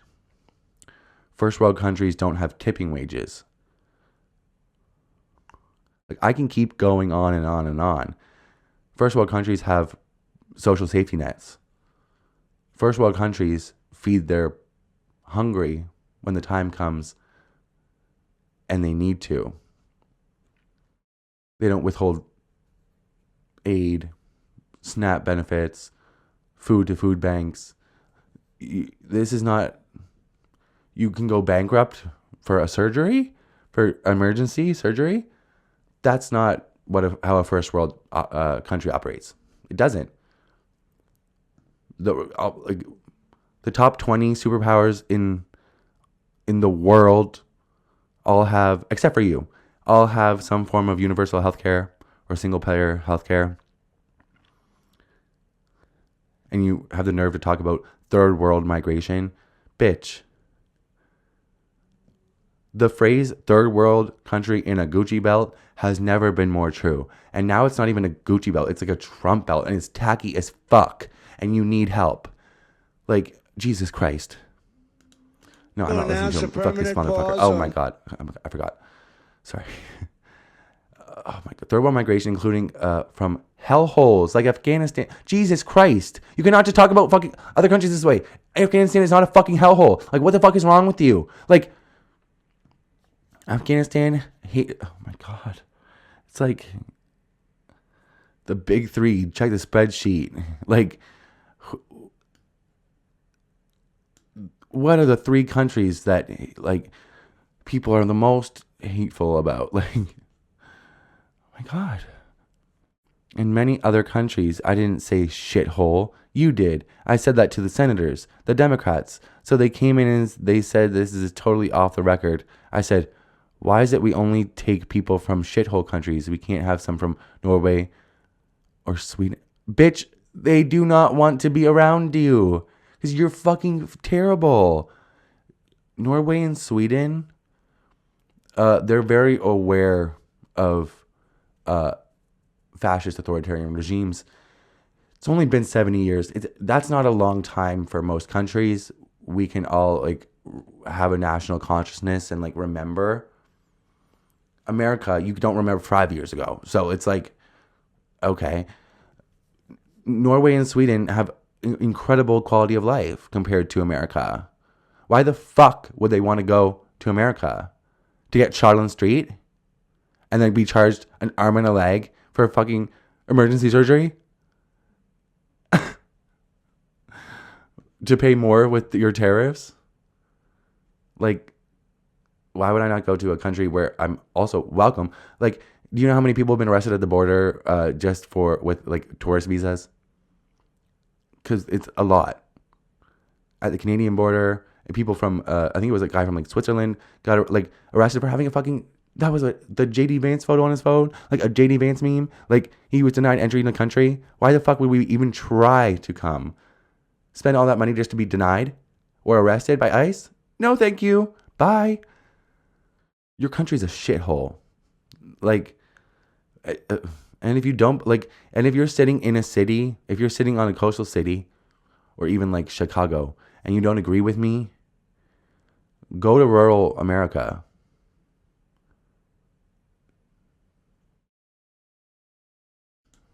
The problem. No, I'm not listening to him. The problem is nobody wants to go fishing anymore. I wonder why. Because you keep on killing everybody that goes out in a boat to fish. They don't want to get in boat. Well, I wonder why. You fucking terrorist. They don't want anything to do with the boats. I think we've destroyed the boat market. Other than that, it's been very effective. Well, bombing everybody, everything in sight is usually pretty effective at killing everything. Like, yeah, you were effective at your massacre. You were, yeah, totally. What the fuck? Trump, now we're going to do land because the land is much easier. It's even more prevalent. If you don't share our values, contribute to our economy, and assimilate into our... Oh, what the fuck does that mean, you Nazi fuck? What are you talking about? Assimilate into our... don't share our values? What even the fuck does that mean, bitch? You don't share American values. Land of the free? My ass. Like, what are you talking about? You've been cracking down on free speech, stomping all over the fucking Constitution, and you have the nerve to be talking about if you don't have American values, contribute to the economy and somebody. Oh my God. Undocumented immigrants are taxed money because they earn it in America, but because they're undocumented, they don't have documents. And in order to receive social safety net programs, it requires documents. So in order to sign up for a federal program, you need federal documents. Does that make sense? So undocumented people are not receiving any of the social safety net that they're paying into through their taxes. And yet you're going to sit here and talk about if you don't contribute to the economy. That's all undocumented immigrants do. What about all the Latinos for Trump that fucked around and found out? Was that not assimilating to the culture? Sharing the values? Like, hello? There's a fuck ton of Cubans that got deported too. I can assure you they're very right wing. Like, they're Cubans. Like, what the fuck are we talking about? Or Cuban Americans. I'm sorry. Cubans and Cuban Americans are a different story. Cuban Americans have been extremely propagandized their entire lives. A lot of them are children. A lot of the people are children or grandchildren of Pedro Pan kids. And there was a lot of propagandizing and stuff that went on against socialism and communism and even the left wing of politics. So I don't blame Cuban Americans, but I think they should have like read the room a little better. Like when you see pictures on the campaign trail of Trump and videos of him, and in the background you see mass deportation now, this is exactly what mass deportation looks like. You've been seeing it for the past 8 months. It's been cracked down really bad. This is what mass deportation nowadays. I did a video yesterday on Kristi Noem. I think it's like 220,000 people have been arrested. Over a third of them don't have any criminal record whatsoever. And the ones that do have a criminal record, it does not differentiate between a violent crime and a petty crime. So they could be a criminal for stealing a loaf of bread or committing a murder. Like there's no in between, there's no differentiation. They're all being rounded up. And even the people that are being rounded up, a third of them have no criminal record whatsoever. This is what mass deportation is. And you are seeing it. If you didn't understand it, you couldn't open a book or like don't remember your history classes or anything. This is exactly what this looks like. And a lot of people are reaping what they sowed, and they fucked around and found out. But it still goes to show that you can do everything he says, and he will still kick you the fuck out. Doesn't matter. Trump touts the 8 wars he's purportedly ended. He's ended no wars, but then admits one of them is still happening. Well, like, which one? Egypt and Ethiopia. You didn't know about that. Armenia and Azerbaijan. And I hate to say this, one named Cambodia, Thailand, and it started up today, tomorrow. Cambodia and Thailand? Like, yeah. But like also the hundreds of times the ceasefire agreement has been broken by Israel in Gaza, in Lebanon. The ceasefire deal was like, you cease, we fire. Like, they have destroyed, I think, over 1,500 buildings in Gaza, in the West, or like in the West Bank since the ceasefire agreement. The capitulation to a genocidal maniac by the name of Benjamin Netanyahu is absolutely fucking abhorrent. It needs to end. Years ago, that motherfucker needs to go to jail, and he is further waging this genocide because he is facing going to jail for corruption, because he is such an evil fuck that he thinks that Palestinian lives are worth more than his freedom. Their lives are worth more than his freedom for like the consequences of his own actions. He's not being falsely set up. He is completely 100% corrupt. No ifs, ands, or doubts about it. He was going to be arrested, but he started a genocide. And no wonder this motherfucker loves him, because he was going to be arrested if he didn't run for president. Like, funny how things work out like that. Huh. Wow. Okay. Oh my God. I've been yapping for a minute now. And I've also been rather pissed. But like, I've had it. Like, I've had it with this fucking bullshit. I've had it with the racism. I've had it with having like the cacophony of craziness. Like, you are an insane person, and I'm supposed to sit here and act and comment on your behavior and your words like they're normal, but they're absolutely fucking insane. They're deplorable. I don't even think, like, they would make Satan giggle sometimes. Like, what are you talking about? Like, and the evangelical Christians, you think you're Christ-like for following this man? That is some insanity, some psychosis. You're psychotic. Read the Bible, bitch. Read the fucking Bible. I'm Catholic, born and raised. Went to Sunday school on Jesus Christ. Went to church on Sundays. Went to Sunday school. The whole 9 yards. I remember being taught to like feed the hungry, help the needy, help the less fortunate. Pretty like core tenets of the Bible. Jesus also spoke out about people being overtly religious and hiding behind that. He also spoke about the accumulation of wealth. He also spoke about helping the downtrodden and showing the downtrodden love and not persecuting those who have been persecuted for persecution's sake. I'm pretty sure God told him, Jesus, I give to thee this commandment, to love one another, to love thy neighbor. That's directly from God, and you have a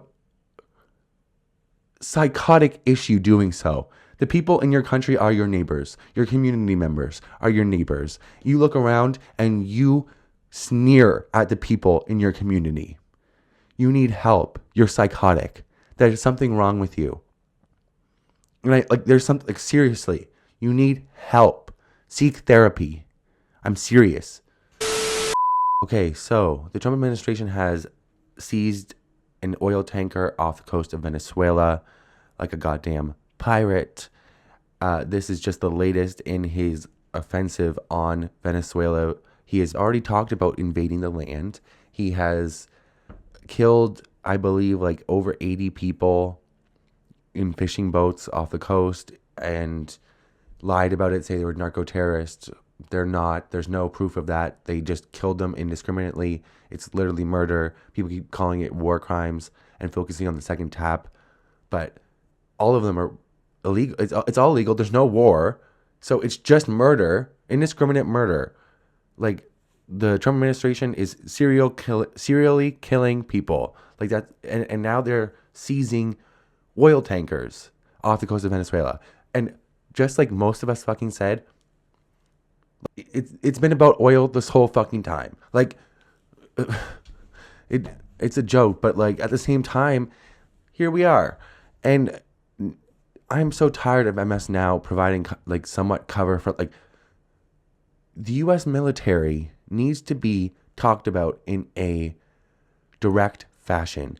We need to be talking about things in the full truth. You cannot omit the truth just because it's your own military. If another military was doing these things, it would be talked about differently. Like this title here, where it says U.S. seizes sanctioned oil tanker off the coast of Venezuela.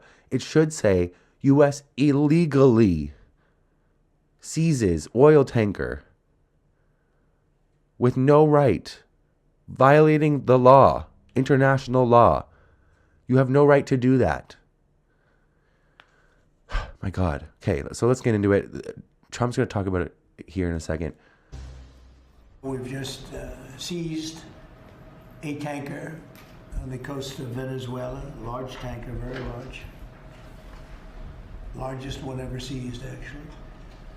And other things are happening, so you'll be seeing that later, and you'll be talking about that later with some other people.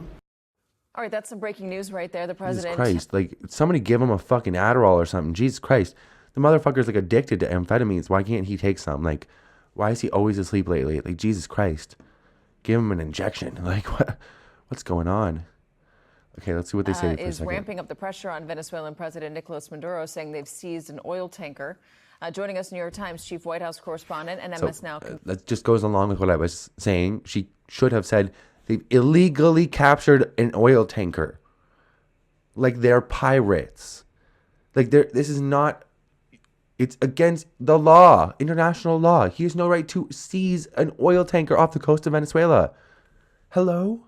Like, who the fuck do you think you are, Americans? Like, I seriously don't get it. You have to, like, in this age of, like, ultimate information where it is so accessible, there is no reason that journalists should be providing cover for the military-industrial complex, especially after the war in Iraq. Like, after, like, that, you were lied to. Hugely lied to and propagandized for 2 years to invade the wrong country where millions of people have died because of the invasion. And then you invaded Afghanistan and left, and it was in a worse place than where it was before you even got there. So, like,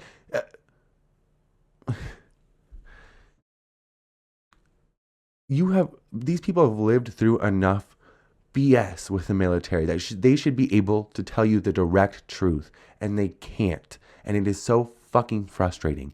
The liberal love of the military is so abhorrent. Like, what? Oh my God. Okay. So into it. This is an article from Al Jazeera. Trump administration says it seized oil tanker off Venezuela coast. The seizure is set to escalate tensions between the U.S. and Venezuela as Trump continues his maximum pressure campaign. The United States has seized an oil tanker off the coast of Venezuela, where President Donald Trump has been threatening military actions for the last several months. Members of the Trump administration confirmed reports that the U.S. Coast Guard led an operation to commandeer the vessel on Wednesday afternoon, but few details have been released about the circumstances of the seizure. That's what he just said. When faced with questions about the tanker at the roundtable with business leaders, Trump encouraged reporters to follow the tanker to find out more. What? He also declined to identify the vessel's owner, but he added, "I assume we're going to keep the oil." Yeah, I assume so too, you fucking pig. Like, Jesus fucking Christ. Shortly afterwards, Attorney General Pam Bondi posted on social media that the tanker had been seized for transporting sanctioned oil from Venezuela and Iran, which we will go to. Attorney General Pamela Bondi. Today, the Federal Bureau of Investigation, Homeland Security Investigations, and the United States Coast Guard, with support from the Department of War, executed a seizure warrant for a crude oil tanker used to transport sanctioned oil from Venezuela and Iran. For multiple years, the oil tanker has been sanctioned by the United States due to its involvement in illicit oil shipping networks supporting foreign terrorist organizations. Jesus Christ. Prove it. This seizure, completed off the coast of Venezuela, was conducted safely and securely, and our investigation along the Department of Homeland Security to prevent the transport of sanctioned oil continues. It's very interesting to me that the one vessel you chose not to blow up indiscriminately was the one with oil on it. Like, what is this? Like, it's literally just like, what? It's clear you're just trying to provoke them even more. Like, they've already reported that they've stopped what they believe to be false flag attacks on their soil. Donald Trump has been talking about invading the land. You've been indiscriminately blowing up fishing boats off the coast, not even heading towards the United States. They couldn't even make it to the United States with the small gas tank on the boat. Like, they would have to refuel like 20 times to even get to America. So this whole thing is just fucking ridiculous. And like, last time that America tried to do like an illegal offensive based on a lie, George Bush like took 2 years to propagandize the public, and you had just been attacked. So like, there like was a lot that went into the war in Iraq. This is just blatantly, ignorantly lazy. Like, they're just not doing anything to like that. It's crazy. Who knew that dumbass fucking George Bush would be doing a better job? Like, what? Jesus Christ. That dumb fuck? Anyways, her post was accompanied by a video that showed U.S. soldiers rappelling onto the tanker from military helicopters. Bondi explained that the Department of Defense, the Federal Bureau of Investigation, and the Department of Homeland Security cooperated with the Coast Guard on the operation. The takeover of the oil tanker is likely to inflame tensions with Venezuela as Trump continues with his campaign of maximum pressure against the South American country. Already, the Venezuelan government has issued a statement denouncing the Trump administration's actions as criminal. Well, they're correct. The Bolivarian Republic of Venezuela denounces and strongly repudiates what constitutes as a blatant theft and an act of international piracy, which is true. Like, The statement said it accused the U.S. of seeking to overthrow Venezuela's leadership through unprecedented aggression, including the plunder of its natural resources. Well, it's not. It's not unprecedented aggression. They have done this like 100 times, but like maybe with Venezuela, it's unprecedented. I don't know. Like I just listed multiple things, and like you can go all the way back to like the 50s with Iran. They've been doing this for years. It's not unprecedented at all. It's actually exactly what Americans do when they get into power. Escalating tensions. Since returning to office for a second term, Trump has ramped up his threats against Venezuela and deployed considerable military forces to the Caribbean region. That includes sending the world's largest aircraft carrier, the USS Gerald Ford, and its strike group to the southern Caribbean Sea. Under Trump, the U.S. has also carried out a campaign of lethal strikes against alleged drug trafficking boats in the Caribbean Sea and Eastern Pacific Ocean, with the Trump administration identifying Venezuela as the origin point for some of the vessels. And they're being so indiscriminate. Like, some of the vessels were from Colombia, some of them were from Trinidad and Tobago. Like, they've just been indiscriminately killing people with no proof, no due process, nothing, just bombing them. At least 22 boats have been attacked. At least 22 boats. And an estimated 87 people have been killed. Trump has repeatedly threatened to continue the bombing campaign on land as well. Venezuelan President Nicolas Maduro has said that the U.S. is seeking to topple his government. He responded to Trump's troop movements with his own military buildup along Venezuela's coast and indicated his country's armed forces would resist any potential military attack from the U.S. Oil exports are a key source of revenue for the South American country, which exported more than 900,000 barrels per day last month. Oil futures rose following the seizure. Al Jazeera correspondent Mike Hanna noted that the information about the tanker seizure remains scarce. There aren't many details about the seizure of this tanker apart from the president's confirmation, said Hanna, but he added that the seizure is likely to escalate an already volatile situation in the Caribbean. This does mark a massive escalation in terms of U.S. action against Venezuela. It has been reported that President Trump has been pondering for weeks now what kind of action to take in Venezuela, and has been very clear that he is contemplating regime change, he said. Just like Western imperialism, like chauvinist, like it's just like, my God. America will never stop thinking they know better for every single other country. And I mean, it's just so lazy now that you, like, clearly you just want to like rape the country for their fucking natural resources. Like, that's what Iraq was about. That's what this is about. You want to fucking, there's arguments that was what a few other places were about.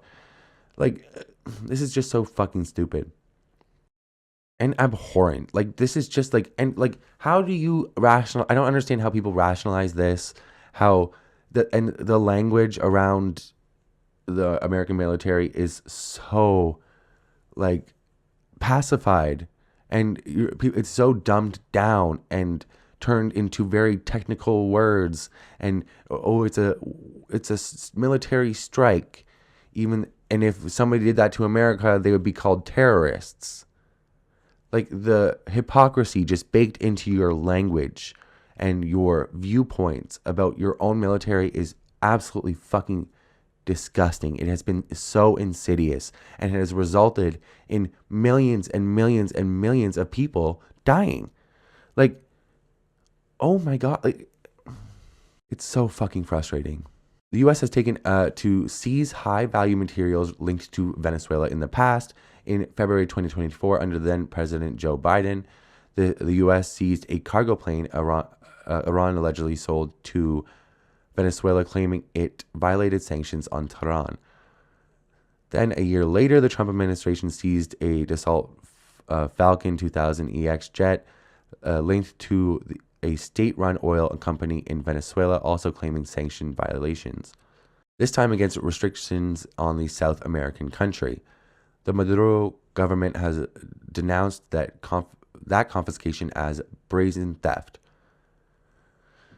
Trump also recently declared Venezuelan airspace closed to travel, prompting foreign airlines to pause their flights to the country, which he has no right to do. He has absolutely no right. Like, you can't do that. But it's basically a huge threat, like, because what are you going to do? Are you going to bomb them? Are you going to do airstrikes? Like, what's going on? And obviously everybody's going to take and just be safe about it and not fly there. But he has no right to do that. Trump's rivalry with Maduro stretches back to the Republican leader's first term in office, when he first imposed a campaign of maximum pressure on Venezuela, including a multi-million-dollar reward for Maduro's arrest. Oh my God. The latest spike in tensions, however, has been met with a domestic and international condemnation. Just this month, 2 United Nations experts issued a joint statement expressing deep concern about mounting pressure from the United States on Venezuela. Polls in the U.S. also show disapproval over the escalating tensions. A November poll from The Economist and YouGov found that only 17% of U.S. adults support using military force to overthrow the Venezuelan government, with 45% opposed. And on Wednesday, a Reuters Ipsos poll released on Wednesday found that 48% of respondents expressed opposition to the administration's targeting of alleged drug vessels, widely considered illegal under international law. About 45%, meanwhile, said that they generally supported using force near Venezuela to stem the flow of drugs, with 36% expressing opposition. While Trump indicated earlier this month that he had recently been in contact with Maduro, he told reporters on Wednesday that he has not spoken to the Venezuelan leader since the tanker's seizure. God damn it. This is just this is just the latest fucking in this string of fucking bullshit, bro. Like, I don't have anything else to fucking call this. It's illegal. You're a fucking criminal. You're a serial killer for all this. 87 people have been indiscriminately murdered with no due process, no proof that they're committing any crimes. Just bombed, dead. There's no war. Congress declares war. Congress has not declared anything. Actually, a lot of the people in Congress have said that this is wrong and this is illegal. So what the fuck is going on? This needs to, the midterms cannot come soon enough. This is insane. And to have me, I hate Nicolas Maduro. What? I don't want to fucking have to defend him. But to do what you're doing in the way that you're doing is completely illegal, abhorrent, wrong, criminal. What the fuck is going on? All right, so Kristi Noem appeared in front of the House Homeland Security Committee today, along with the operations director for the national security from the FBI and the counterterrorism director. And there have been quite a few clips that have come out that I just I've seen the first part of them, and it was not going well for her. I mean, obviously she's a fucking dipshit. She is she's basically just a puppet, and she's just the shadow leader of DHS because Stephen Miller has been running that shit. Her whole job is to just be the face of the DHS, face of ICE and its subsidiaries and those other things. But she's not really running anything. And the things that she has been in charge of, the decisions that she's made, have been just so fucking corrupt or bullshit. She spent hundreds of millions of dollars on private jets for DHS. Why? What? And then she spent $200 million on an ad campaign and funneled it through her friend's business that had ties to her. She is so fucking corrupt. And also, the $200 million ad campaign, the ads were fucking terrible. and they looked like shit. Nobody fucking cares, Kristi. And this bitch, all she cares about is being in front of the fucking cameras or dressing up like she's cosplaying as, I don't know, like Ice or one of the 30 other things. Search up her, like, dress up. Just search up Kristi Noem dress up, cosplaying. Like, there's like over 10 photos of this woman in different professions that she's just cosplayed as in different ads. She's fucking insane. I hate her so much. All right, so let's get into it. Secretary, how many United States military veterans have you deported?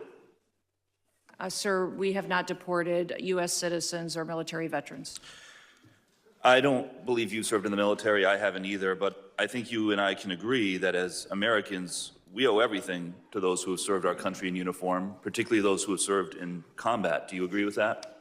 Sir, I believe that people that are in this United States that are citizens have legal status here. Madam Secretary, we are joined on Zoom by a gentleman named Sejun Park. He is a United States Army combat veteran who was shot twice while serving our country in Panama in 1989. Like many veterans, he struggled with PTSD and substance abuse after his service.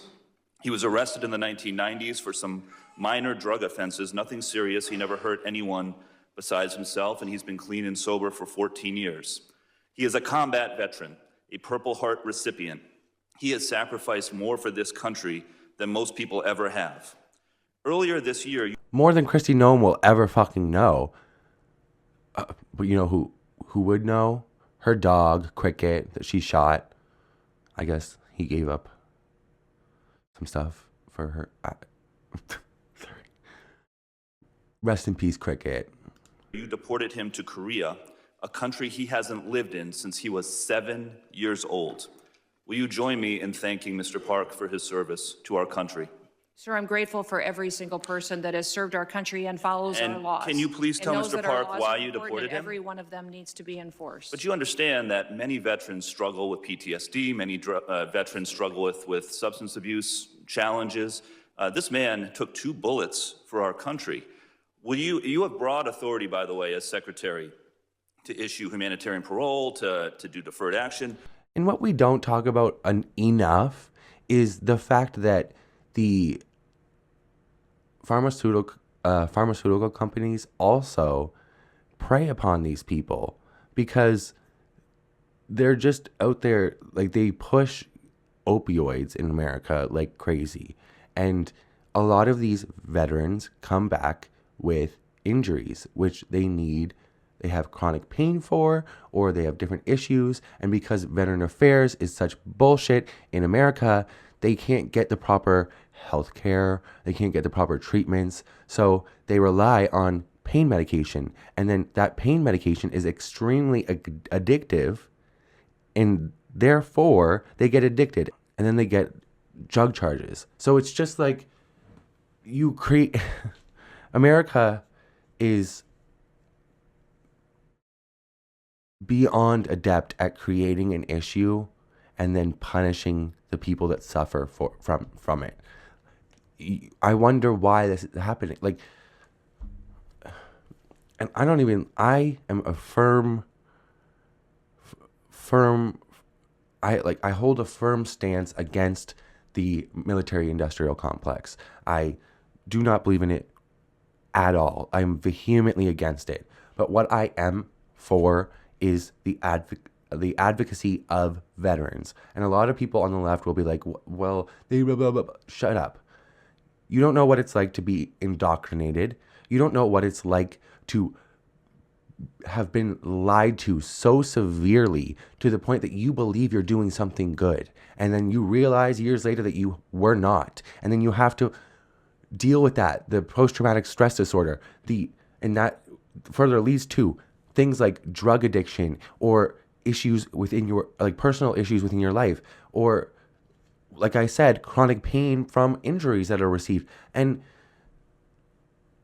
we cannot sit here and judge veterans for what they have done, especially if they can look back and say, what we did was wrong. And I don't know this man, but there's a lot of people who were drafted to fight in wars in America. And so a lot of these older gentlemen need support. They don't like. I will always advocate for veterans, especially veterans from wars well past, because we can sit here and judge with the knowledge that we have, but a lot of that has to do with the internet making information so accessible, and we didn't have that before. And so there was no answer or opposition to propaganda. And especially when it came to, and we can even apply this to the war in Iraq. The war in Iraq was pretty bipartisan. Like, the Democrats pretty much supported that. They didn't oppose it that much. Bush is still a free man. Dick Cheney died a free man.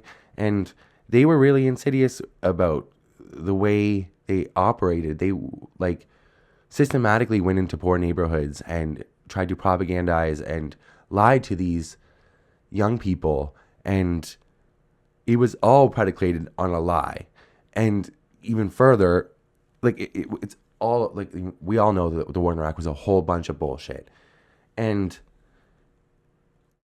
to have been lied to from the people that you're supposed to trust, and we can sit here and like scoff at the fact that people trust politicians, but when you are raised to trust institutions and systems, what else do you have? Like, this is the reason why voices like Graham Plattner's are so important. And this is the reason why voices like Kristi Noem's need to be sent away with her puppy. Like, will you commit to at least looking at Mr. Park's case to see if you can help him find a pathway back to this country that he sacrificed so much for? I will absolutely look at his case, but I want you to remember that Madam our Secretary, the programs man need to have behind you, integrity as please well. stand up, sir. His name is Jim Brown from Troy, Missouri. He is a Navy combat veteran who served our country in the Gulf War. He's married to a woman named Donna, who came to our country legally from Ireland when she was 11 years old. She has lived here for 48 years. Because of you, Jim's wife, Donna, has been in prison for the last 4 months. She did not come here illegally, and she has never committed any crime other than writing 2 bad checks totaling $80 10 years ago. She is currently in prison and facing deportation. Ms. Noem, will you thank Mr. Brown for his service to our country? Thank you, Mr. Brown, for your service to our country. Now, what $80 fucking dollars. And here's this bitch who said that they were going after all of the gang members, rapists, murderers, all the violent criminals. And here we have this like random old lady. She's been here for fucking like 48 years? Are you fucking kidding me? $80.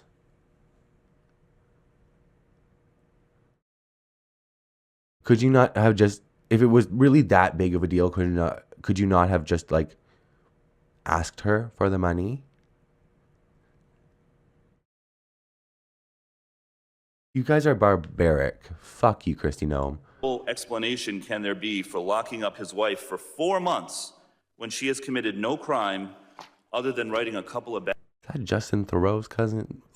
Sorry. bad checks for $80?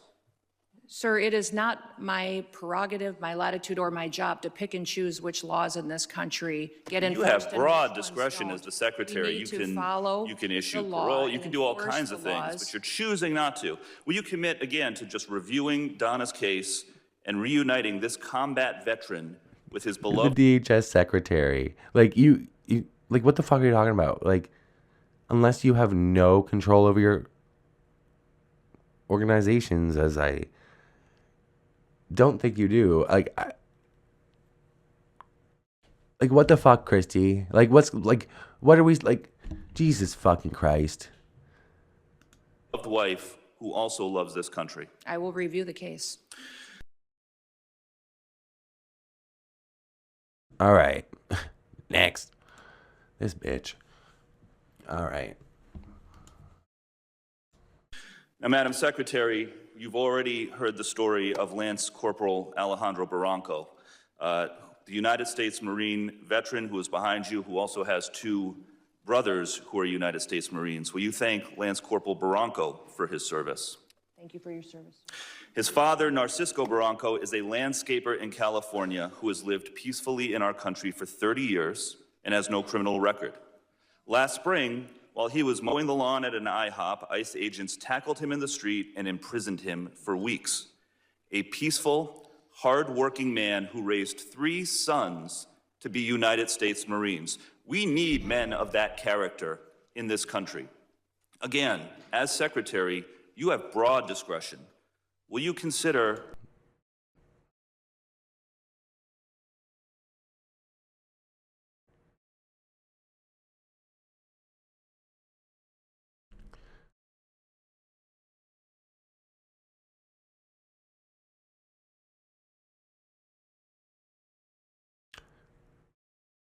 Here you have this man who was sold a dream, the American dream, that this is a land of immigrants and you can come here and make a beautiful life for yourself. And not only that, because you have been able to make a beautiful life for yourself, you feel so loyal to your new home that you raised your sons to value the country so much that they wanted to fight for it, lay down their lives potentially for it. And this is how he gets treated. The American dream was always a lie. Lance Corporal Barranco's father for parole in place to stay in our country, owing to the fact that he has contributed to our country by raising 3 United States Marines? This is an opportunity to remind everybody that every person that's in this country illegally has an opportunity to voluntarily go home and come back the right way. He Follow raised our 3 laws, United States and we will Marines. facilitate that. He has been living here Let's- peacefully, doing his job for 30 years. You have discretion. You are choosing not to use it. Madam Secretary, you promised. How demonic are you? Like, where is your soul, Kristi? Like, what the fuck? What the fuck? Hello? Secretary, you promised America that you would go after the worst of the worst. But these people are not the worst of the worst. A Purple Heart recipient, a military spouse, the father of 3 Marines. And it's not just veterans and military families. You are locking up and deporting children with cancer, mothers with babies in the NICU, United States citizens. There are many problems with your leadership, but the biggest problem is this. You don't seem to know how to tell the difference between the good guys and the bad guys. Go after the bad guys. Go after the terrorists. Do not go after veterans, Marines, children, Gentleman's United time's States expired. citizens. I yield back. Time's expired. I now. To use it. Madam.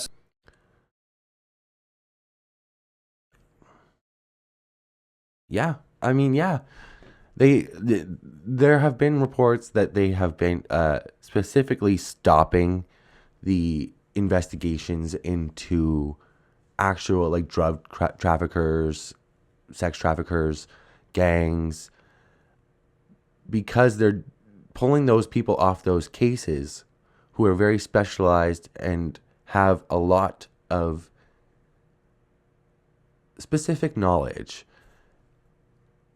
and are very well versed in their field. And you have those people taken off those cases to go round brown people off the street. So it was never about going after the bad guys, whatever the fuck that means. It was always about going after the brown people. It was always about it. That's what it's always been about. All right, next. Okay. Is this the one? All right. So this is Representative Ramirez. She goes through and just like shows. She pulls up report. I'm not gonna go through the whole thing because the people working the computers or whatever for her were very slow. She was very good. She just basically pulls up a bunch of reports that have come out about ICE and then plays clips of Kristi Noem saying that they were going to do the exact opposite and just showing that she lied time and time again. So Ramirez to Noem, she says, you lied on the record and you lied to members of this committee. You violated court orders by not turning around deportation flights bound for El Salvador, where we know that hundreds of people under your leadership reported that they were raped, beaten, and nearly died. And go off, Representative Ramirez. Okay, so next. Asylum is a lawful pathway to immigrate to this country. Yes or no? There's an asylum program, yes, in place. All right. So immigrants then with ongoing asylum applications are legally in this country, correct? Excuse me, I'm sorry. Your question was? Immigrants with ongoing asylum applications are legally in this country. There are individuals in this country that have applications that... And they are legally here because it's a lawful pathway, right? It's a lawful pathway. Okay, so if your department then deports anyone with an ongoing asylum application, you are violating the law, correct? Joe Biden left us with... I'm not asking about Joe Biden. I'm asking... Oh my God. Oh my God. Hello. Like, Earth to Kristi. Is anybody home? The lights are on, but ain't nobody fucking shopping. Like, what's going on? Joe Biden left you with what? What? Ongoing asylum application. You can't deport them. And if Joe Biden left you with a bunch of people with asylum applications, you are able to go through the proper processes and deny the application. You're the head of the DHS, you bitch. What are you talking about? Like, you this bitch. I can't. You a specific question. If your department deports anyone with an ongoing asylum application, you are violating the law. Is that correct? It was greatly violated when they allowed... I'm asking you. People to come I'm asking you.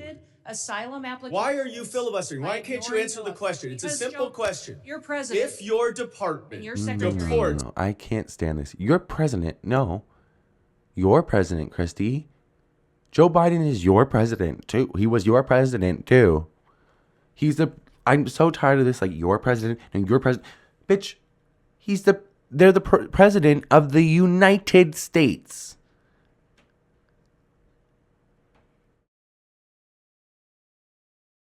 United. You're president of the people, not the president of your party. What are you doing? Like, what? I'm so tired of that. Your president. No, Kristi, he actually was your president too. Fucking bitch. Anyone with an ongoing asylum application, you are violating the law. Isn't that correct? The asylum program was broken under the last... Mr. Chairman, I will reclaim my time. She's not answering the question.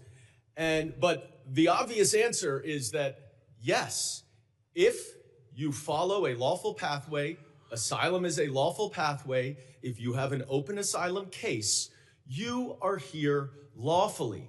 But the problem that we are seeing around the country is that you are not following the law. Don't tell us to change the law. If you don't like the asylum system, you change the asylum law. Bring it to us. We'll work with you. I think it needs to be changed. But you can't just decide that you're not going to follow the law, and asylum is a law, and deport people who have ongoing applications. Unfortunately, that is exactly what's happening. It's happening across the street from my office right in New York City. Just unfucking believable. This bitch is allergic to accountability. Honestly, all Republicans are allergic to accountability. But this is just a masterclass in not being accountable for anything. Like, all of them, like from every single time that we've had a hearing like this where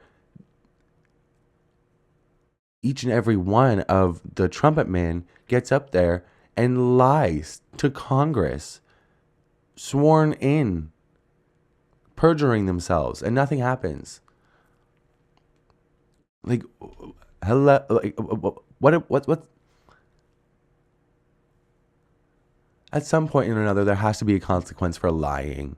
Like, y'all need to figure it out. Okay. Next. To all of Thank our you, different Secretary agencies. Noem. Do you agree have that using 200,000 DHS people that have resources signed to up to be target ICE members of officers? Congress is an abuse of power? Excuse me, would you say that You again? would have heard me if you stopped talking If you and would listened to stop my talking questions. crazy. Do you? Okay. Do you notice how she did not talk back to the white men who were pressing her? But as soon as a black woman starts talking, if you would stop talking crazy, shut the fuck up, you racist little bitch. Your IQ is probably less than the amount of states there are in America. Like, shut the fuck up. Stop fucking being such a racist little cunt. What is wrong with you, Kristi Noem? We already knew that you have no soul because you killed your puppy. But, like, what is going on? Like, as soon as a black woman starts to question you, you start to talk back. And start saying that she's talking crazy. Motherfucker, you're the one who's talking over her. She has the time.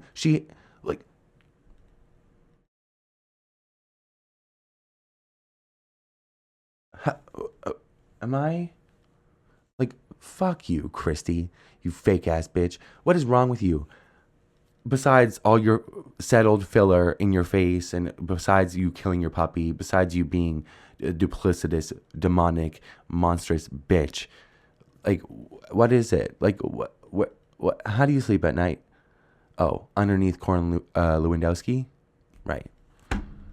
You agree that using DHS resources to target members of Congress is an abuse of power? We are not doing that. We are out there enforcing the law, doing our work, and we are allowing oversight. Of course, we're not going to get any answers. With that, Mr. Chairman, I yield back. How did she link Joe Biden into that? Like, what the fuck? What the fuck? Hello? Like, oh my God. Gentlelady yields back. I now recognize the gentleman from Oklahoma. All right. Okay, next. So, along with Kristi Noem, there was also, I said it earlier, it was I think he's the operations director for national security in the FBI. And that's this guy. And then there was another guy on Kristi's right that was the counterterrorism national director or something like that. So this one is just like, it's like pure comedy, because like Benny Thompson, the congressman, he is like pretty much like asking these questions in seemingly good faith. Like, he knows the answer, and he's hoping he's not going to get the answer he got, but the way that they are posed, they are being asked, like, the questions are good faith questions, even if Benny Thompson knows the answer.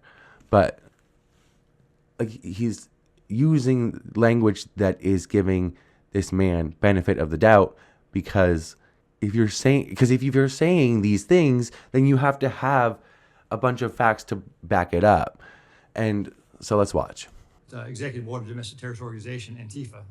That's our primary concern right now.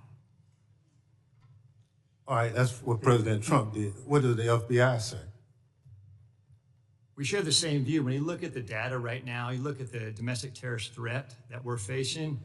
Right now, what I see from my position is that's the most immediate violent threat that we're facing on the domestic side. So where is the Antifa headquarters? What we're doing right now with the organization. Where in the United States does Antifa exist? If it's a terrorist organization and you've identified it as number one. We are building out the infrastructure right now. So what does that mean? We're trying to get the information. You say Antifa is a terrorist organization. Tell us as a committee, how did you come to that? Where do they exist? How many members do they have in the United States as of right now? Well, that's very fluid. It's ongoing for us to understand that. The same, no different than Al Qaeda and ISIS. No, I don't want you. I'll ask one question, sir. I just want you to tell us. If you said Antifa is the number one domestic terrorist organization operating in the United States, I just need to know where they are, how many people. I don't want a name. I don't want anything like that. Just how many people have you identified with the FBI that Antifa is made of? Well, the investigations are active. Sir, you wouldn't come to this committee and say something you can't prove, I know. I know you wouldn't do that. But you did.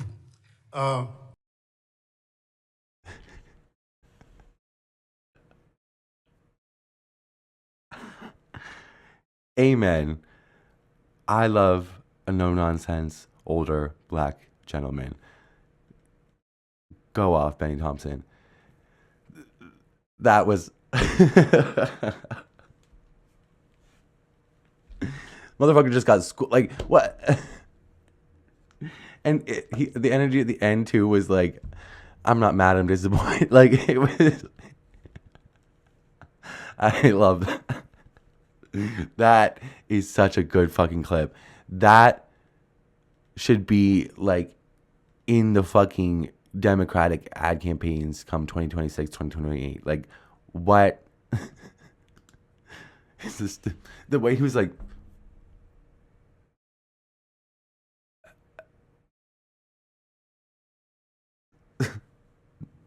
I don't know. All right, so this fucking idiotic, evil person. Is she a person? I don't know. Kristi Noem. She's in this hearing being questioned, taken to task, and leaves early. She literally, like, steps, she's like, oh, I have something else, I have to go. Bitch, what? You couldn't have cleared your schedule for for the day? You are not that important. Hello?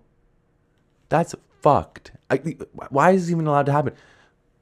This is so stupid. I apologize. The gentleman's time has expired. I know the secretary has to leave, and I would now recognize the gentlelady from Texas, Ms. Johnson, for 5 minutes of questions. I'm just going to take the position that she was scared of my questions. Mr. Chairman, if we could stop the clock and Oh, yes, wait no, till after all absolutely. this. Clerk will suspend. If we could reset the time, Yes. that would be helpful. We'll reset the clock. Gets up and leaves. It wasn't in this clip, but she just basically said, I actually have to leave because I have other meetings to do with FEMA emergencies, and I will be having to leave. And she just gets up and leaves in the middle of the hearing. It's like, what? Wait, what? Where the hearing is specifically about questioning you, and like, like, what the fuck? Okay. What a joke this woman is. What a joke.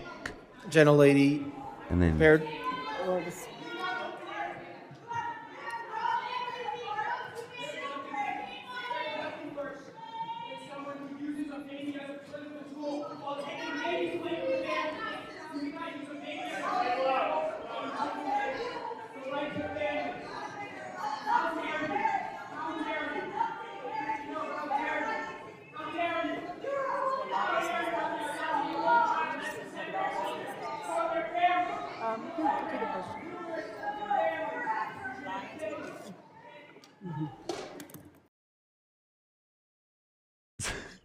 Sorry, that was there were protesters outside, and as soon as Kristi Noem got out, they started screaming at her, and I love them for that. Good for them.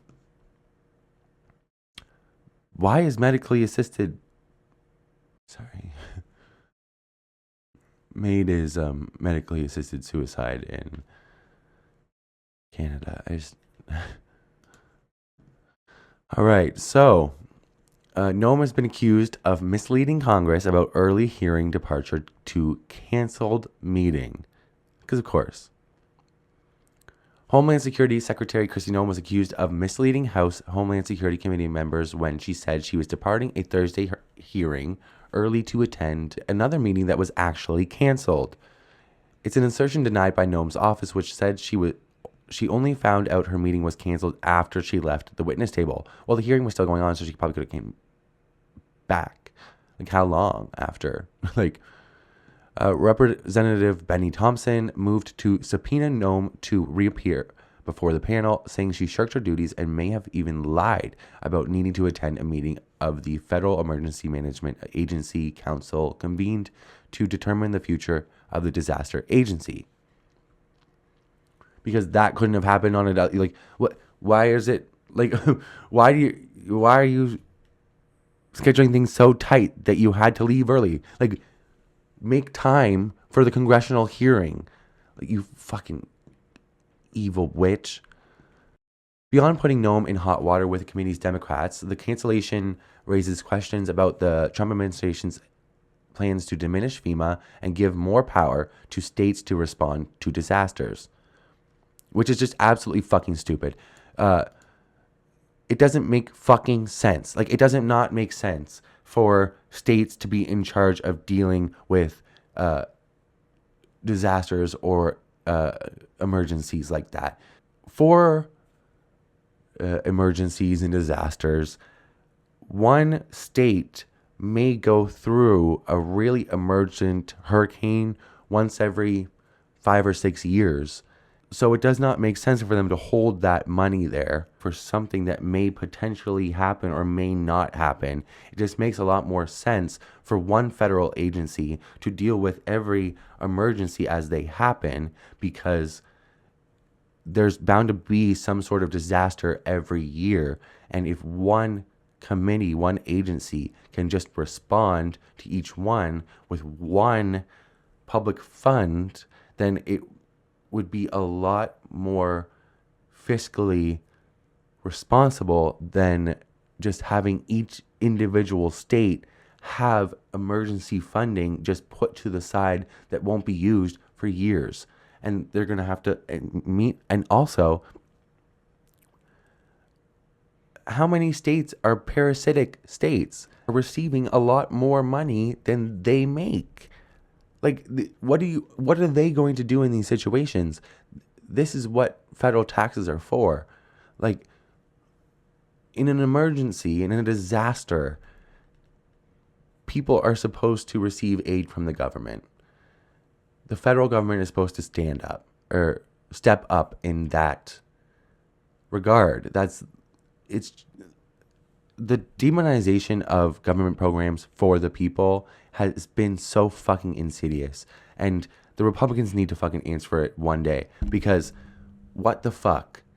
Government is supposed to be in place to help the people, not corporations, not the billionaires, the people. Government programs are there for you for a reason. Your government is there to help you. It's so fucking stupid. I understand on good information that the FEMA council meeting was canceled, so there was no need for her to go, Thompson said, referencing a meeting to determine the future of the agency. She was a liar with no respect for congressional oversight. Noem left the witness table a few minutes after noon for the FEMA council meeting, which was slated to begin at 1 p.m., which the Hill independently verified has been canceled. Thompson mentioned Noem also spent time in the committee's anteroom after leaving the witness table, suggesting she did not immediately head to her next meeting. The secretary found out at 12:26 p.m. that the meeting was canceled, a DHS spokesperson said. So like 20 minutes after you left. And you didn't even leave right away. So, what? Republicans voted down Thompson's motion to again call her before the committee. Noem said earlier in the hearing that she would need to leave to attend the FEMA council meeting. I have to actually leave this hearing early because of the FEMA Review Council is giving their report today on suggestions for changes to FEMA. I have to co-chair it, but I will be leaving soon to have to go to do that, Noem said. But those suggestions are Republicans and Democrats coming forward with how FEMA should go forward in the future based on the president's vision for making sure that states get the chance to manage it and that local emergency managers get the chance to go and help their communities in a much more efficient way. And here's not to say that like FEMA could be a lot more efficient in the way that they deal with things, but everything that Kristi Noem has done has actually has been incredibly inefficient, and it actually has been blocking efficiency. So this woman is just so fucking stupid. Thompson said he was told Noem would stay much later and lamented that FBI Director Kash Patel also did not attend a hearing where the director traditionally testifies. I was kind of wondering why that guy was there, the national director of whatever, like national director of Homeland Threats or some bullshit dude from the FBI. I don't understand why Kash wasn't there to answer for his own fucking agency. Way to lead. She joined FBI Director Kash Patel in telling the U.S. House Committee on Homeland Security to pound sand by getting up and walking out in the middle of the hearing, he said. We were told that she'd be here until 1 o'clock, but she left significantly early. This is an embarrassing display from someone who cannot take the heat. It is disrespectful to the committee and Constitution and the separation of powers. True. So, like, oh my God, this is just the latest in this woman. Like, she is such an utter and complete failure. What the fuck? Just an absolute joke. A desecration to the seat that I don't even hold a lot of respect for. The DHS was a creation of post 9/11 hysteria, and honestly, there did need to be a lot more communication between agencies, and that is what led to 9/11 being as bad as it was. But this woman has done nothing of the sort. Like, it's just crazy. Like, she has not been a good go-between for any of these agencies. They're not falling in lockstep with each other. Like, it's just, she's made it worse. Like, and even the DHS secretary, they've never really done their job well. But it's not to say that it can't be done well. Like, what the fuck? Okay, so there's some new reporting from Dropsite News from Ryan Grimm and Murtaza Hussain on some new leaked Jeffrey Epstein emails. This time in connection to billionaire Les Wexner. If you don't know who Les Wexner is, he basically is a filthy fucking rich old dude. He used to be the CEO of like Victoria's Secret and a bunch of other brands, and he has previously denied staying in contact with Jeffrey Epstein post 2008, post the sweetheart deal, after he would have found out, like, if we're assuming the best and he didn't know, then he would have found out in 2008. He said he cut contact with him then. Now a bunch of emails are coming out that are proving the opposite is true, and that they were a lot more connected than ever previously stated. Ask Jeffrey. Epstein ran Wexner's pro-Israel philanthropy machine, emails reveal. The Epstein Foundation has long claimed Epstein did not make any decisions regarding the use of foundation's funds. New emails show that is flagrantly false. Our latest article on the life and times of Jeffrey Epstein is based on a cache of emails obtained by the whistleblower nonprofit Distributed Denial of Secrets, which provided access to them to Dropsite News. The cache includes the undisclosed names of Epstein victims as well as explicit images. Ew. Meaning it can't simply be published in whole without some redactions. So, sorry but why is this whistleblower nonprofit group able to provide this to Dropsite News, but the DOJ can't provide it to Congress? Or like, Joe Biden couldn't have provided it to us when he was president. Like, what the fuck? What's going on? Like, what is this? It's been really easy to brush off the conspiracy theories about Jeffrey Epstein, global elite, but the more and more time passes and more comes out, it's like, oh, they weren't crazy. They might be crazy people, but in this regard, they're not crazy at all, actually. It's fucked. But many of the messages can quickly be made public, and to that end, Dropsite is collaborating with the team that built Gmail to make new emails available and searchable there, beginning this week and rolling out continuously as we vet the remainder of the cache. Gmail is a searchable inbox of Epstein's emails that mimics Gmail. Good for them. Here's Jeffrey Epstein and Leslie Wexner, an undated photo from Epstein's birthday book from his 50th. Ew. Oh, you just look like a fucking... And what? This woman is redacted and he's like kissing her. Ew. A bunch of creeps. Ew.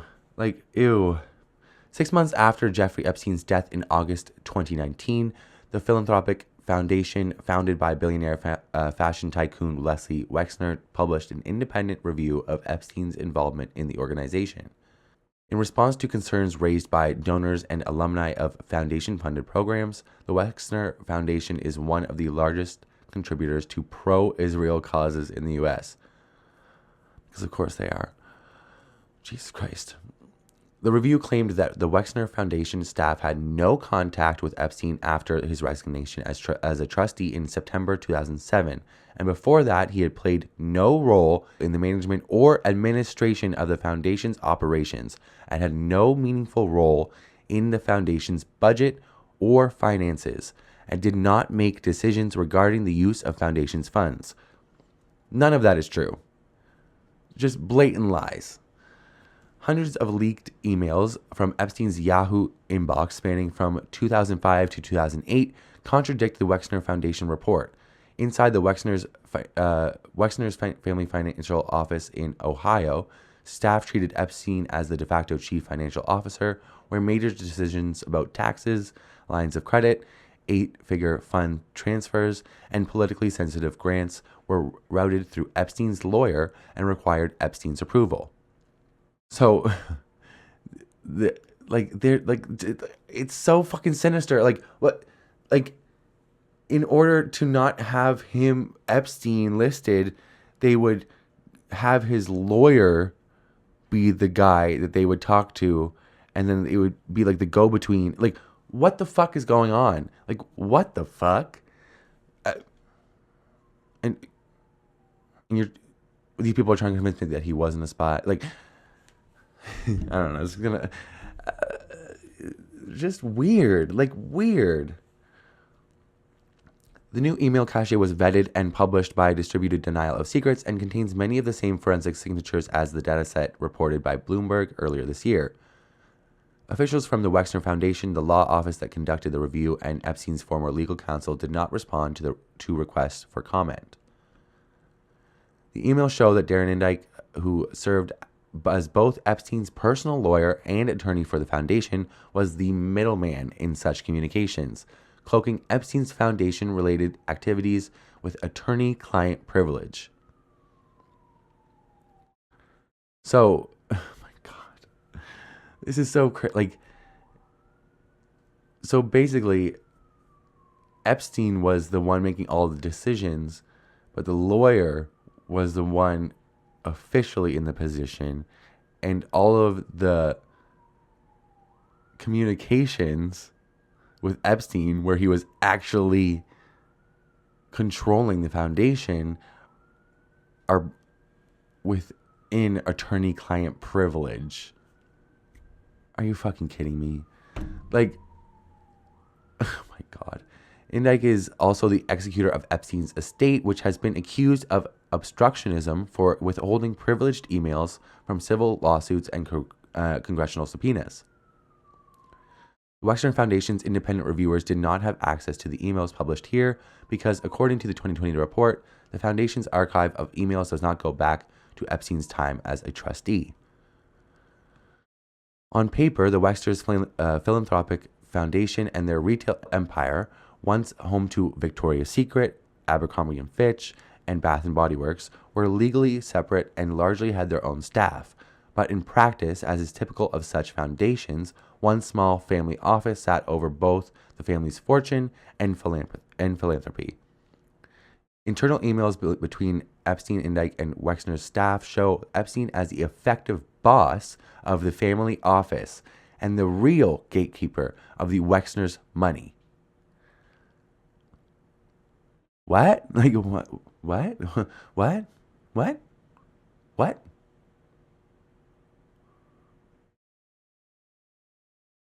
This is a man who dropped out of college. Like, what's going on? In email after email, Wexner financial controller Peg Ugland wrote to Indyk with account balances for a web of Wexner entities, charitable trusts, private investment vehicles, and personal trading accounts with a recurring refrain: please ask Jeffrey if I can transfer. What the fuck? But I thought he had like no control over foundation. Oh, right. Okay. Epstein was the final authority on which Wexner entity should cover which expense, how to move assets between entities, and whether to approve large fund transfers for the Wexner's accounts. Epstein continued to advise on IRS filings and multi-million-dollar transactions until at least December 2007, 2 months after he had supposedly resigned as a trustee. Under Epstein's financial stewardship and after his departure, the Wexner Foundation bankrolled pro-Israel charities like college Hillels and free birthright trips. Jesus fucking Christ. These programs had a common mission of teaching young diasporic Jews to define their religious identity by their connection to the modern state of Israel, founded in 1948. So, birthright trips are just like propaganda trip. It's basically paying for young Jewish people to go learn all the haspara that Israel implied. Like, it's insane. Like, it's just a Zionist propaganda trip. Like, they are just trying to create little Zionists. It's crazy. For decades, the foundation had also funded the operations of Harvard's Kennedy School of Government, including the Wexner Israel Fellowship, which sent Israeli government officials to Harvard on full scholarships. Jesus fucking Christ. The tens of millions of dollars donated by the foundation made Epstein himself a powerful player at Harvard. The relationship between Harvard and the Wexner family ultimately ended not because of Epstein's 2008 conviction for sex trafficking children, but after a falling out of the university's refusal under pressure to sufficiently crack down on protests in 2023 against Israel's genocide in the Gaza Strip.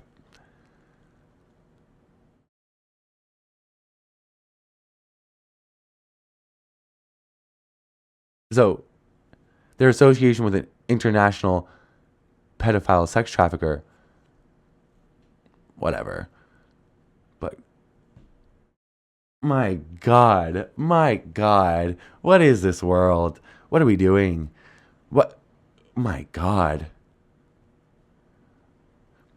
4 days before Jeffrey Epstein submitted his guilty plea to state charges of soliciting a minor for prostitution on June 26, 2008, Leslie Wexner sent his friend an email. And this is fucking crazy. I'm going to repeat that last part. 4 days before Jeffrey Epstein submitted his guilty plea to state charges of soliciting a minor, a child, for prostitution, services of a sexual nature from a child. 4 days before Jeffrey Epstein submitted his guilty plea, Les Wexner sent his friend an email. And I quote, "Abigail told me the result, ... All I can say is I feel sorry. You violated your own number one rule. Always be careful."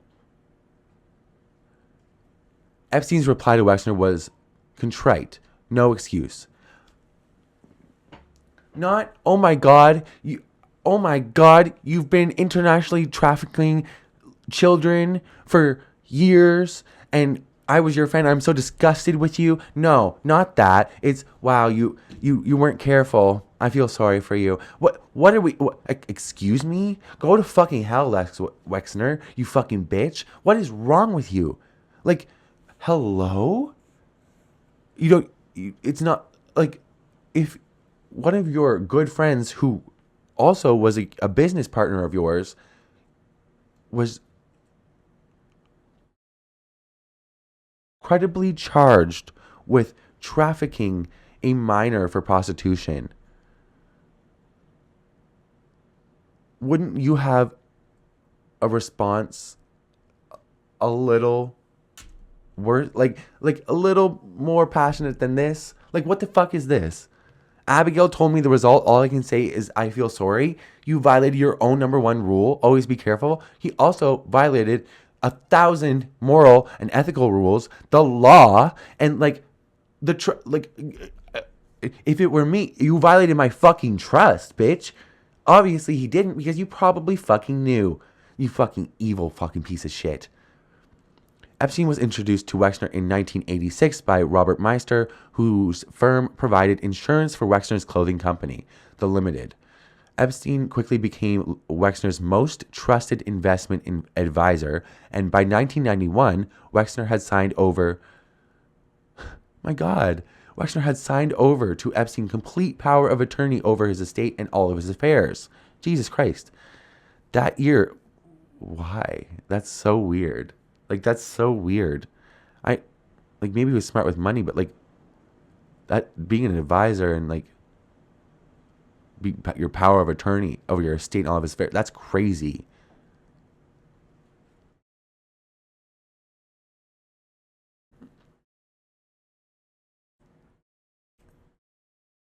With all of Les Wexner's clear fucking attachments to the fucking Israeli government, it's just what's going on? And Jeffrey Epstein's clear attachments to the Israeli government and Israeli intelligence, specifically, that Dropsite News has done a great job reporting on. It's just everything just everything smells fishy to do with everything about this. It all stinks. That year, the New York Times described Epstein as president of Wexner Investment Company, and nobody has disputed that he had major influence there. Yet, Wexner's foundation has maintained his influence did not extend to the iconic, what? Okay. Pro-Israel philanthropy organization. The same year Wexner gave Epstein personal control of his vast fortune, Wexner formed the Study Group, a group of ultra-wealthy Jewish entrepreneurs. Oh my God. The ultra-wealthy will never just all of these CEOs and ultra-wealthy people, they think that they know best for everybody at all times, always. Why do you think you're so special? What the fuck? The self-importance is so crazy. The Study Group, a group of ultra-wealthy Jewish entrepreneurs who developed philanthropic initiatives to fund support for Israel. Meister's wife, Wendy, also introduced Leslie to Abigail Kopel, a young Israeli-American attorney, 25 years his junior. Ew. Epstein named trustee of Wexner's philanthropic foundation, and he supervised the drafting of Leslie and Abigail's prenuptial agreement before they were married in 1993.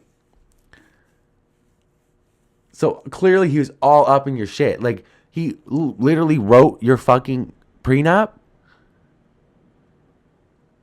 What? Like, also, 25 years or junior? Ew. Like, what the fuck? An young Israeli American.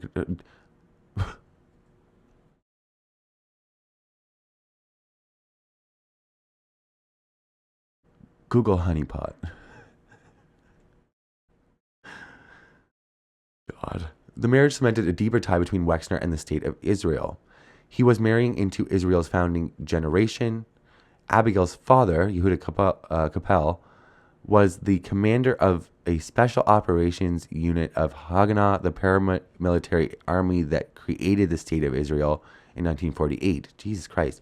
Haganah, forming the core of the IDF, Jesus fuck, carried out the ethnic cleansing of Palestine, later termed the Nakba. Jesus Christ.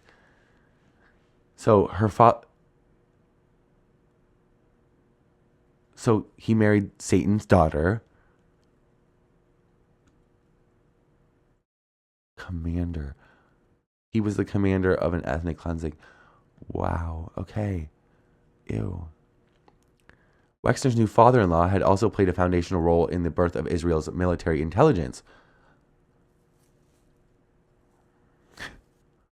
According to the diary of Israel's founding father, David Ben Gurion, Capel served in Shai, Haganah's intelligence arm and the predecessor to Israel's Central Military Intelligence Directorate, Amman. During the Nakba, his unit conducted sabotage operations involving vehicle hijackings and explosives. In the 1950s, soon after the Nakba, Capel moved to New York to open an office for Israeli state-owned airline which became a front for Mossad and Shin Bet agents, according to CIA and South African intelligence. Jesus fucking Christ. Jesus fucking Christ. Like, what the fuck? Like, you go back and, like, I mean, I think a lot of us, probably the past couple of years, have been like, how the fuck has Israel been so insidious in American politics? Because even like as a Canadian, I was very aware of what was happening in Israel. What I was not aware of and what I was ignorant to was the insidious nature of the Israeli government's interests in American politics and culture. I did not know that how insidious it had been, how insidious AIPAC had been. For me, I always focused on what was going on in Israel. Honestly, I was ignorant to what was going on, ignorant to even what AIPAC was. This is crazy. It makes so much fucking sense with everything that since learning about that connection, how deep it went. It was just it's been crazy.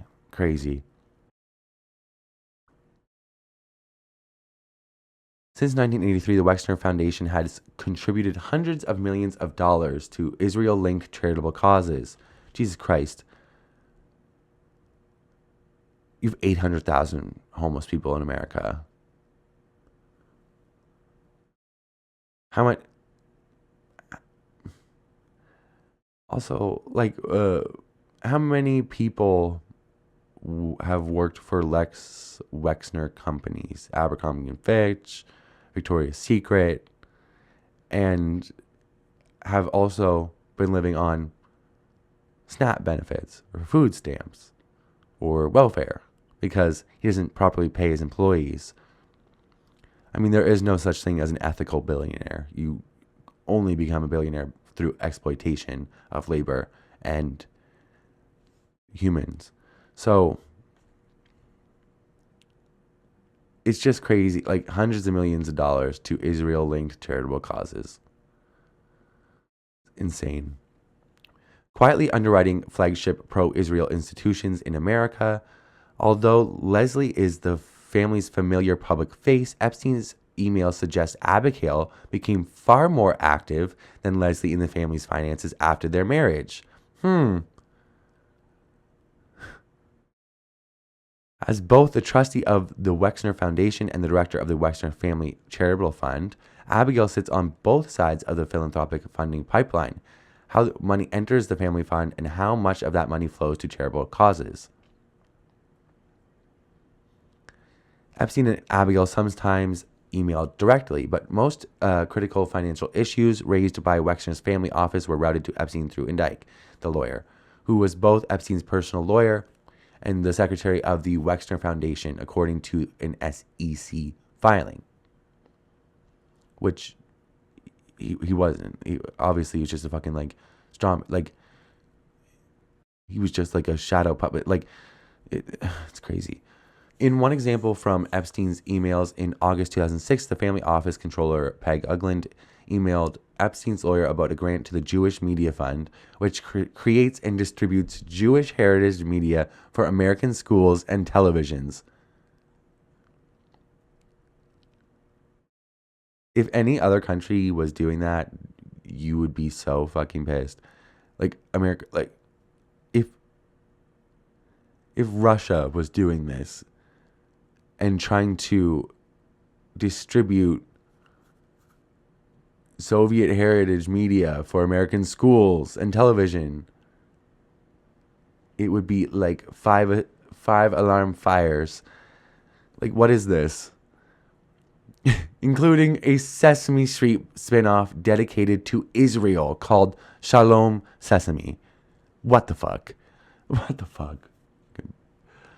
The Abba Eban grant was pushed as the highest priority in an email from Larry Moses, the foundation's president. I need to know if it is okay and if I should be paid from LHW Charitable or WF, Ugland wrote in Dyke. As was often the case, Epstein's reply was filled with typos and not simple to follow, this time making it impossible for his lawyer to decipher. Indyke apologetically responded by asking for clarification, telling Epstein he had already confirmed that it is a U.S. public charity. Epstein's reply upped the ante on the typos, but was finally clear. Pay for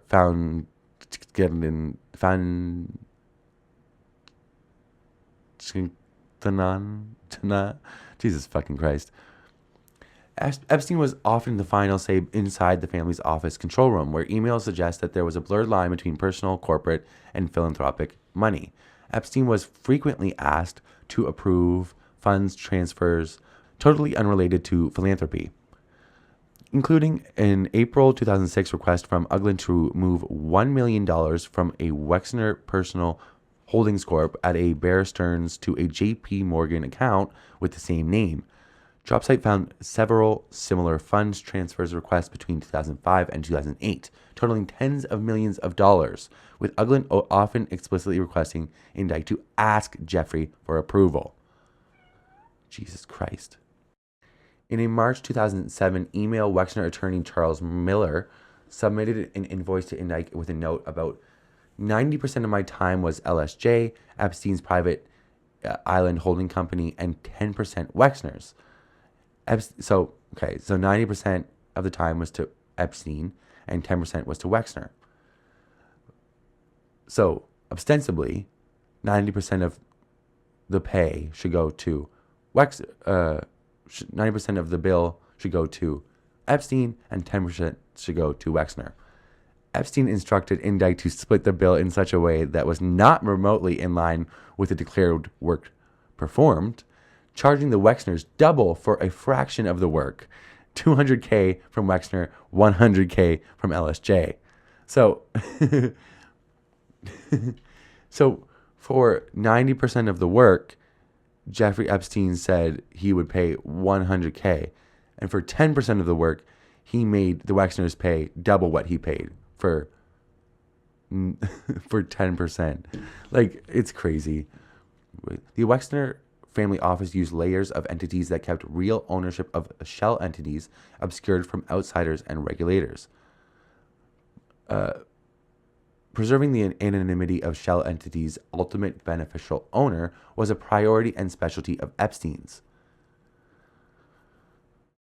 While calling the shots for the Wexner financial machine, Epstein also sought to conceal his own role from financial disclosures. In 2006, Indike sent Epstein a draft amendment to Limited Brands Schedule 13D, an SEC filing that discloses who controls big blocks of a stock in a public company. Indike needed Epstein's sign-off, writing, "I just wanted to make sure the disclosures are acceptable to you before we file." Epstein wrote back, "Do I have to be named personally? If FTC is trustee, FTC is shorthand for Epstein's Financial Trust Company." So all throughout these documents and everything, his entire management of all of these funds have been done through a puppet, basically. So he didn't have to be listed on anything. So it could all be behind the scenes and super fucking shady. And here he is, like, it's an SEC filing, and he's like complaining about being named.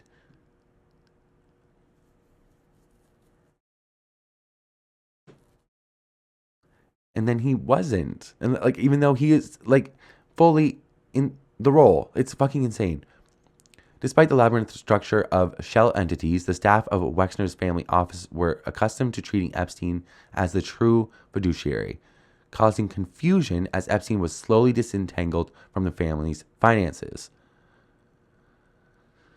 Although the foundation's independent reviewer claimed that its staff had no contact with Epstein after his resignation in September of 2007, and he had no meaningful role before then, the email suggests Abigail Wexner remained at least partly dependent on Epstein for months after that date. Lying bitch. On November 23rd of 2007, at the beginning of the financial crisis, Epstein directly advised Abigail on executing a purchase of 1 million shares of Limited Brand stock, valued at almost $20 million. Wexner urgently needed Epstein's advice because the market was crashing and liquidity was thin on the day after Thanksgiving, Black Friday. Isn't it? I'm Canadian, so Thanksgiving is like 2 months before you. Epstein sent a detailed plan for executing the stock purchase on Black Friday and told Abigail, "Darren said frankly he thought you did not want me involved." Meaning like, well, he'd just been charged for soliciting a child for sex that he would pay for. And she replied the next day, "I spoke to Darren and I told him not to worry about it. In the end, it is not a problem." I'm sorry, what? I'm sorry, what, you devil bitch? What the fuck did you just say? In the end, it is not a problem. Wait. Not to worry. What? Hello? Oh my God. Where are these people's souls? 2 weeks later, on December 7th, Leslie Wexner found himself in a similar situation requiring Epstein's counsel. Wexner had been asked during a board meeting at the Ohio State University whether he had any holdings in Mellon Bank, but he could not answer the question. Indike emailed Epstein for clarification. BNY Mellon is currently facing a civil lawsuit alleging the bank knowingly provided financial services in support of Epstein's sex trafficking operation. So Leslie Wexner was asked if he had any holdings in Mellon Bank, and he couldn't answer the question. Shouldn't you be able to answer the fucking question? And now BNY Mellon, which he potentially had shares in, is currently facing a civil lawsuit alleging the bank knowingly provided financial services in support of Epstein's sex trafficking operation. Like, it's all like, oh my God. As a looming public relations crisis over Epstein's legal troubles crept closer, Abigail Wexner executed a plan to claw back family funds trapped in a COU Foundation, a large Epstein-controlled entity which had been used to fund Jewish organizations, university research, youth programs, and hospitals.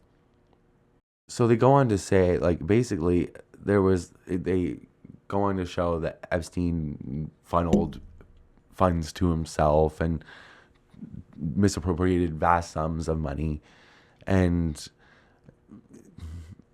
they acted as if they were a victim. They're not. They continue to talk to him. They continue to deal with him after they found out about it. It's fucking bullshit. Epstein entered his guilty plea in June 2008, but emails suggest he remained quietly connected to Wexner business, attempting to cultivate a relationship between Wexner and Sultan Ahmed bin Sulayem, the CEO of an Emirati conglomerate, Dubai Ports. Less than a month after submitting his guilty plea. Wow. He wrote to Sulayem on July 18th, "Where are you, my friend? Great opportunities. Did anything ever come of your Wexner meeting?" Jesus fucking Christ.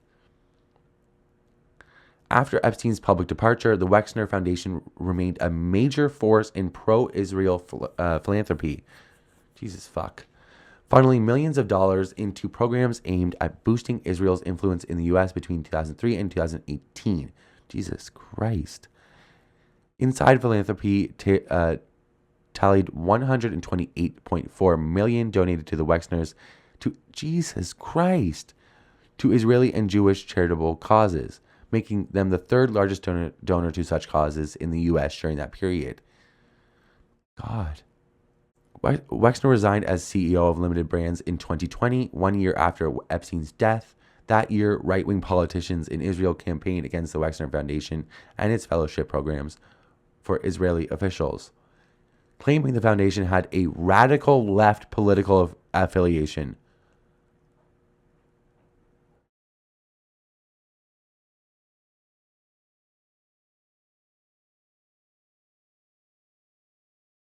I'm tired of the Zionists are not leftists. You cannot be a leftist and a Zionist. You are a Jewish supremacist. That has nothing to do with leftist values at all. Radical left affiliation. Fuck off. After Israel's national security minister Itamar Ben-Gvir, the fucking demon, decided to ban government employees from participating in Wexner Foundation's leadership programs. Wow. $128 million you can donate and still just be thrown down the fucking river. Wow. Another Likud lawmaker praised the decision, writing that the foundation was part of Israel's shadow regime. Okay. Praising Ben-Gvir for that is crazy. Like, for writing that the foundation was part of Israel's shadow regime, which is what? Just the regime? Like, what? The government? And a long arm of the deep state.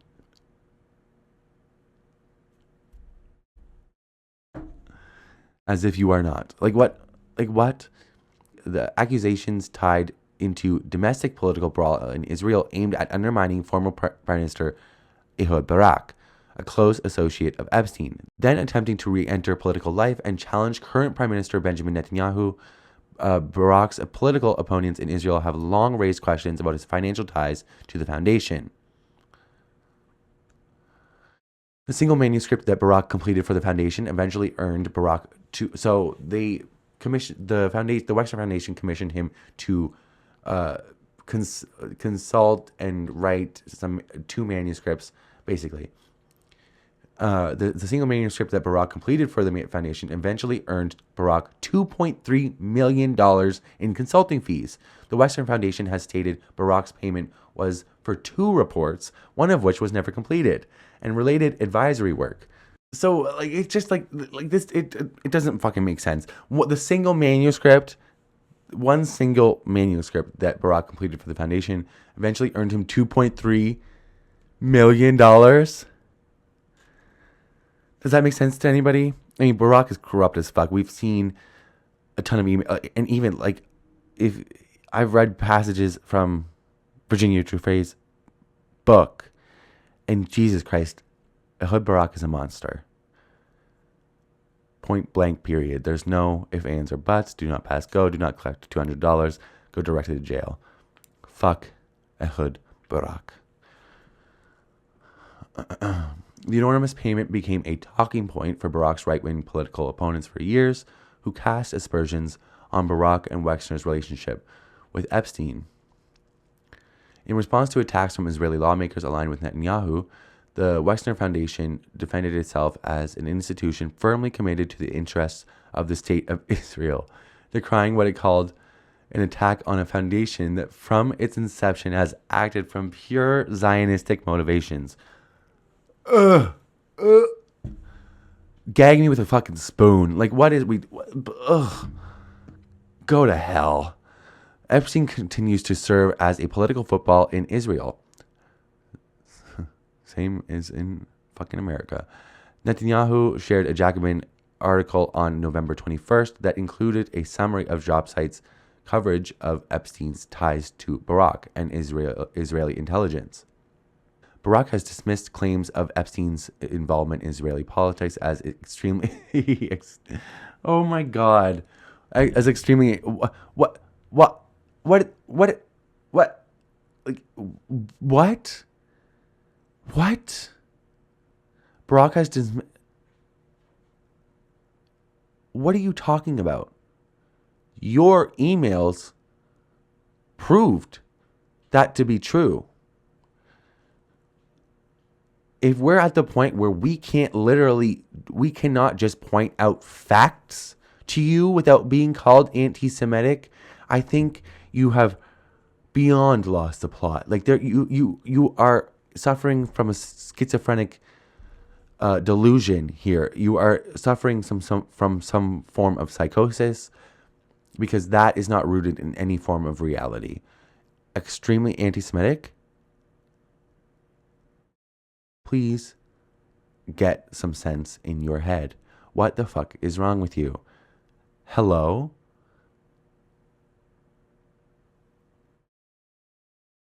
And if me being critical of the government of Israel because of its ties to Jeffrey Epstein, because of the fucking genocide, the settler colonial state that's been fucking committing a genocide and has been doing an ethnic cleansing for the past 75 fucking years, because they think that they're so special that they get to come in on this land and remove everybody from it, move them to a concentrated area, and systematically kill them for decades. And if advocating against that, me being anti-genocide, if me being anti-anything supremacy, I'm against white supremacy, I'm against Jewish supremacy, I'm against any form of supremacy. If that makes me anti-Semitic, so fucking be it. So fucking be it. I'll be that. Because it's you who is in the wrong. And I don't fucking care what you call me. My principles will never change. Point blank, period. Full stop. End of story. The names you decide to call me based on my advocacy for people's lives and well-being does not matter to me. I don't care. And I'm tired. And if that makes me a terrorist supporter, if that makes me anti-Semitic, I really don't care. So be it. History will prove me correct. And I think a lot of people need to start sitting in these labels. Who gives a fuck? Stop fighting everybody. Like, it's not, stop arguing with these people and saying that, oh, it's not anti-Semitic because of this, that, and this, that, and the third. Just say, okay, whatever. That's delusional. Anyways, next. Jonathan Greenblatt would have, like, no motion if we all just ignored him. Like, and what? What are you going to do about it? Like, Jesus fucking Christ. On August 8th, 2019, after Epstein's arrest, but 2 days before he died in jail, Wexner wrote a letter to the foundation community portraying himself as another victim of Epstein's actions. That takes nerve. Like, that does take... Like, Les Wexner's balls are the size of Texas. Like, what the fuck are you... You were a victim of Epstein? This man... There's roughly 1,000 victims of Epstein who were young girls between the ages of 14 and up. These were children. Some of them still had braces when they came in contact with Epstein. A lot of them have taken their lives. A lot of them have turned to drugs. A lot of them have been through so much without receiving any justice. As soon as they were going to receive justice, it was ripped away from them. Jeffrey Epstein was murdered in his jail cell to cover up his crimes. And as soon as the Democratic Party got into power, they could have released everything to do with Epstein, and they chose not to. I'm struggling to understand why. The only thing I can understand is that Biden or somebody around him are completely beholden to this pedophile ring, or they're in it. I mean, Clinton is, Larry Summers. I mean, there's a lot of people. And, I mean, also, Biden is a fucking cuck to Israel. He signed a fucking blank check to that genocidal maniac, Benjamin Netanyahu. And everything that's coming out of Jeffrey Epstein's deep, deep ties to Israeli intelligence and Israeli politics, like, is this why you didn't want all the Epstein stuff to come out? Biden? You piece of shit? War criminal? This Les Wexner, go to hell, you demonic piece of fucking shit. Portrayed himself as a victim? Are you fucking kidding me? Of Epstein's actions, claiming that he was deceived and that his trust in Epstein was grossly misplaced. Eat shit and die, motherfucker. What is wrong with you? I deeply regret having ever crossed his path, Wexner wrote. Well, I'm sure that your mother probably would regret having you if she was still alive. Fuck you, bitch. Go to hell. Like, I hope it's fucking hot. I'm so tired of this. Like, go check out Dropsite News. Show them some love. They're doing a lot of great work that the mainstream media has been just a clown show in not reporting on. And, like, it's just journalistic malpractice at this point. But who expects anything less from the mainstream corporate media, who are literally just there to propagandize the public, like, and pacify them? Like, the pillar of democracy that the press is supposed to be is crumbled, gone. Fuck the mainstream media. Fuck MSNBC.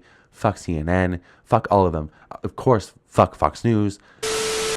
Okay, so the oversight Dems have received a ton of new photos from the Jeffrey Epstein estate. They have released, I think it's about like 70. A ton of them they have to go through, and I think I saw some reporting that said some of them are explicit in nature, so they have to like go through and redact everything, and yeah, it's a whole process. But from what they have released, a lot of it is pretty juicy. So we're going to go through them. From the first half, I saw a lot of them were just like random shots of the island, or random shots of like corners of rooms, or like random shelves. Nothing really important. But here's a tweet from the Oversight Dems. Breaking Oversight Dems received 95,000 new photos from Jeffrey Epstein's estate. These disturbing images raise even more questions about Epstein and his relationships with some of the most powerful men in the world. Time to end this White House cover-up. Release the files. So like I was saying, a lot, like the first half of the photos are just like more random photos of the random rooms in the island or the estate. And then the rest of them, like the next half is like a who's who of rich, creepy old white men. Like it's crazy. So they released a Dropbox file, and like these are what I'm talking about with like they're just random shots like of like just the stair. That's creepy, kind of. Where the fuck is even that? But what I'm more interested in is all the photos of Epstein with all of these elite, like rich billionaire. Like it's fucking crazy. I've only seen a few of them, but I've had a week from hell. It's been a busy week for me. Anyways, so let's get through them. Okay, so this was interesting to me. I saw it, and I saw it when I downloaded the photos, and I didn't. It just, this whole structure is creepy to me, and that's why I left it in. And it's just like, ay, ay, ay, ay, ay. All right, anyways. Okay. Okay. Ew, ew, ew, ew, ew, ew, ew, ew, ew, ew, ew. Okay. Ew. It's like really it's frustrating to me to see this, especially like this is like seeing the murder weapon. Like this is how this man got these girls into these situations. He got them to do massages, and then he would rape them. So to see this, it's like absolutely fucking disgusting.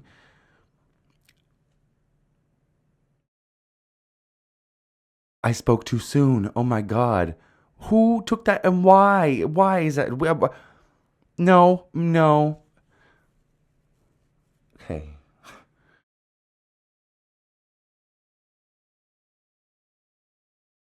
So it says it's a jawbreaker gag.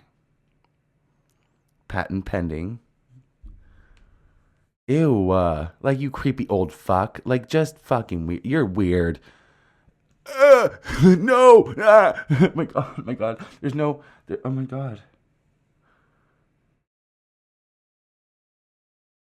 There's no break. Like there's no like. There's it. Oh my God. Okay. You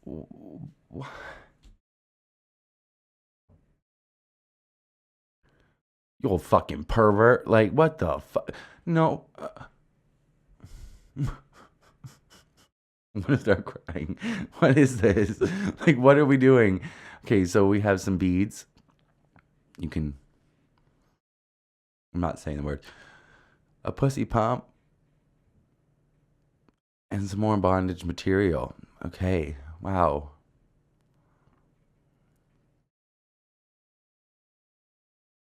I'm laughing because I'm uncomfortable, but we have to like. He was using these on children. There's a special place in hell where that man is burning currently. Which it frustrates me that the victims did not get justice, but at the same time, I hope it's hot.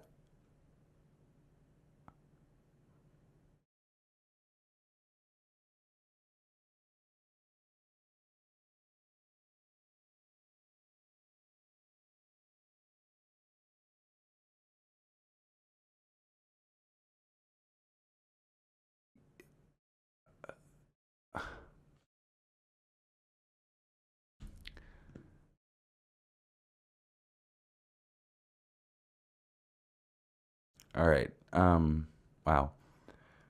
Okay.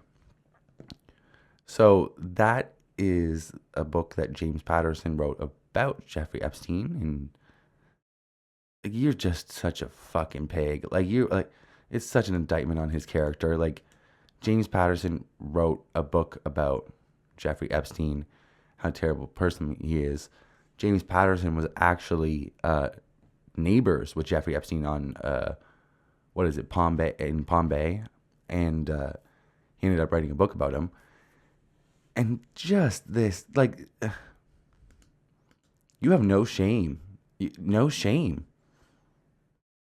Like, there's fundamentally something wrong with your soul. Like, what the fuck? What the fuck? What the fuck? Again, another fucking indictment. Like, release the fucking... What the fuck? What the fuck happened to him? He looks like shit. What happened to him? Did somebody punch him in the face? God, I hope so. Like, what is going on? Did he get stung by a bee? Like, what's going on?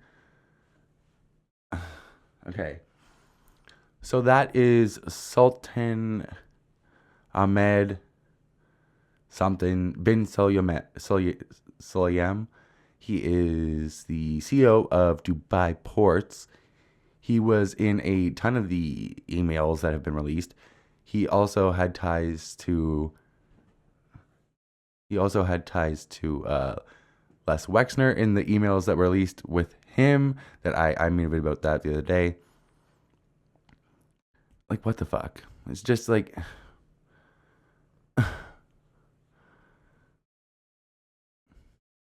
So, former Trump advisor, Steve Bannon.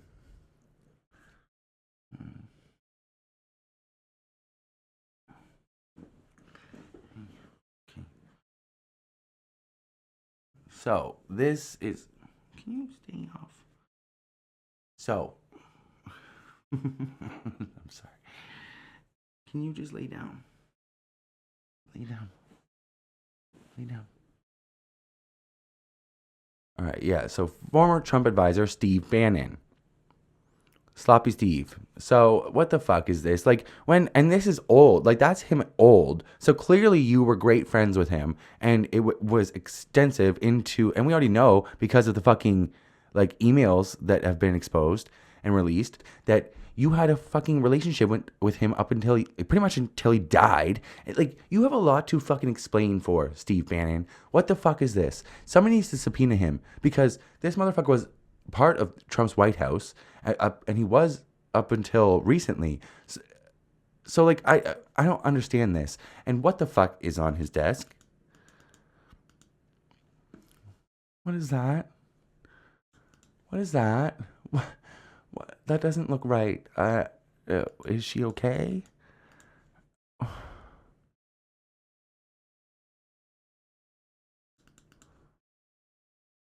that a child? Oh, I don't want to know. My God. Oh my God. Oh my God. Okay.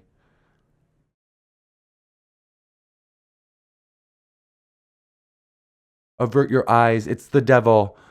Woody Allen.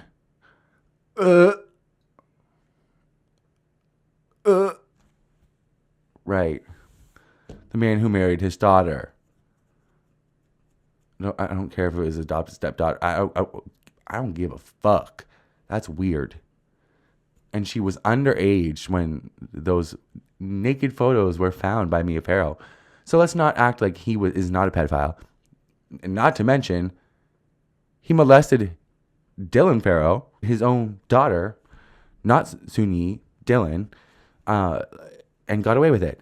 And this is like birds of a feather flock to fucking gather.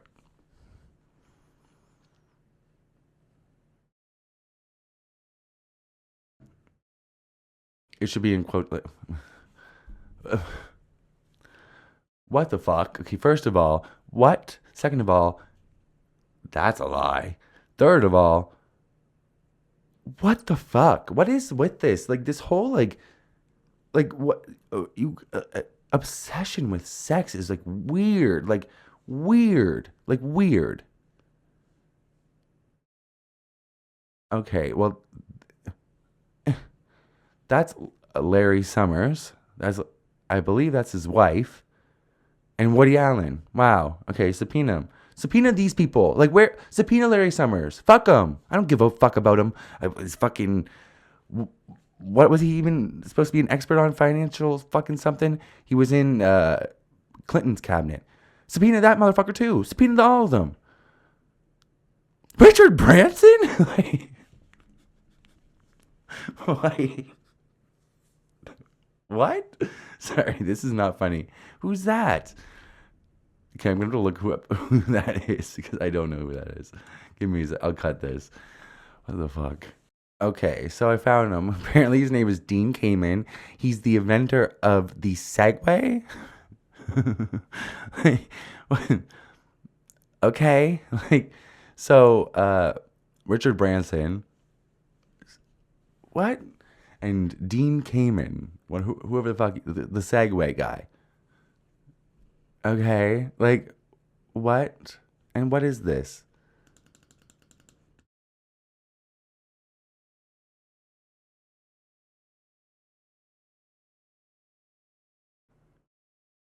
I just see a lot of zeros. Maybe I'm blind. I don't know. But what the fuck is this? All you motherfucking rich fucks have something to fucking answer for. Because this is fucked. Okay, spoke too soon again. That's fucked. Hello? Ladies and gentlemen, the President of the United States. Wow. Wow. Okay. Wow. Wow. Okay. Wow. Okay. Gross. Woody Allen again?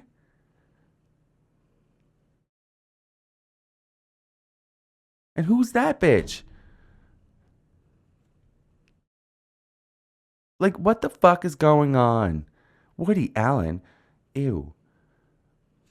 Again? Jesus Christ. Bill Gates? What? What? Why are you here?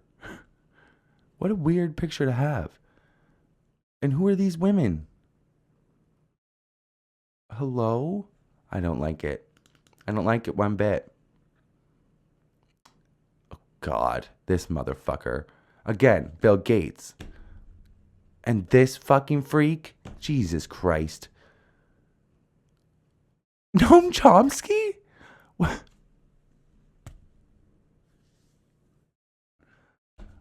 Libertarians always be living up to their name, huh? I mean, we've already seen a lot of emails. He was a lot more connected to Epstein than we knew. But this is just a fucking indictment.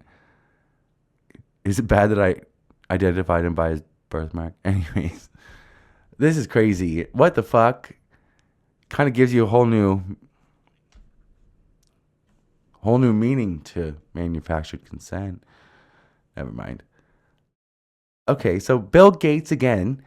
What the fuck? Bill Gates, you bitch. What is this? Hello? Subpoena him. Subpoena all these bitches. Subpoena the pilot. He probably knows shit too. What the fuck? You faggots.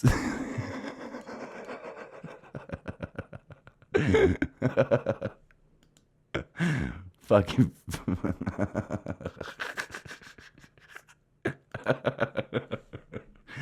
I've never taken a photo so gay, and I fuck men.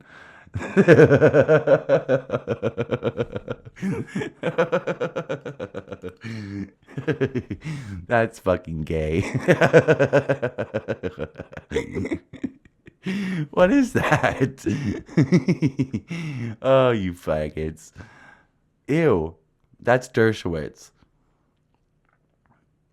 And you did not go to Harvard. Right? He just was on helped to the board there. He did not go there. I'm searching that.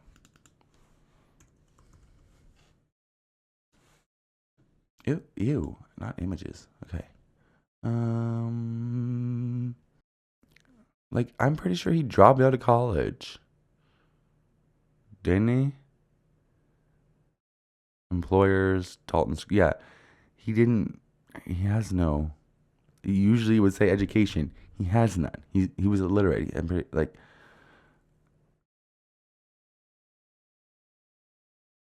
yeah, it goes right to private school teacher at age 21.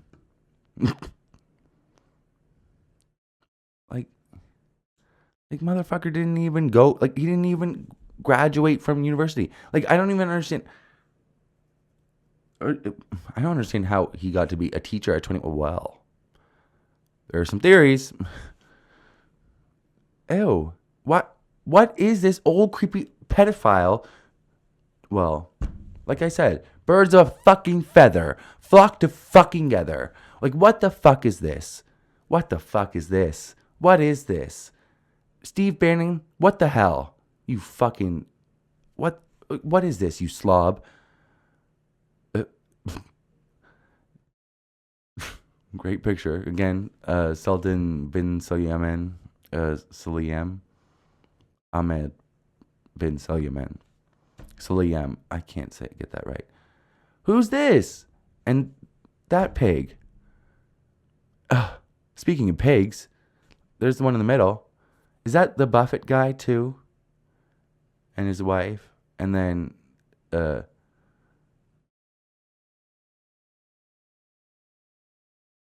Riff Raff and the two worst people to have ever walked the earth. This motherfucker, and he signed it. Like, this motherfucker, I don't care that he's old as a hill. Call him in. So, I want all of these motherfuckers, Bill Clinton, Bill Gates, Steve Bannon, Trump, anybody who's fucking been Sulayman, fucking Woody Allen, he needs to go to jail. He needs to go to jail for a lot of different reasons. But, like, all of these fucking fuckers, fuck these bitches. Like, who is, like, what?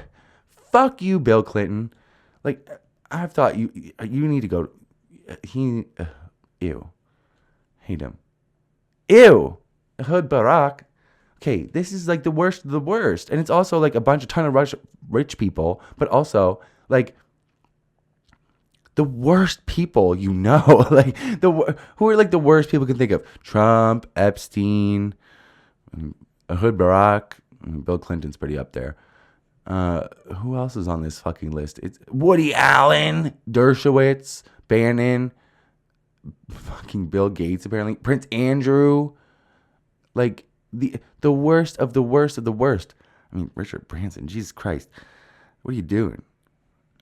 I don't even really know. I just know. I hope somebody fucking popped him upside the fucking head. Just fucking gave him a fucking Anyways. Fat lip. I hope so.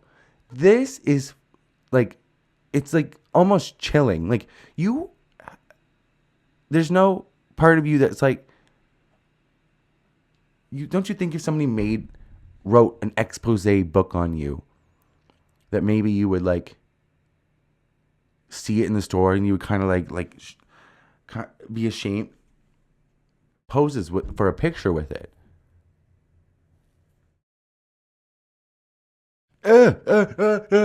Sorry. Wait. I'm sorry. Okay. I'm sorry. I'm an adult. But it's just like my mind immediately goes to the fact that these are children. These were children. Some of these girls still had the braces on. Some of them were 14. Poor young girls taken advantage of, treated like trash, treated like objects to be violated. So I laugh because I'm uncomfortable, and the fact that some of these people are caught up in this is somewhat comedic, but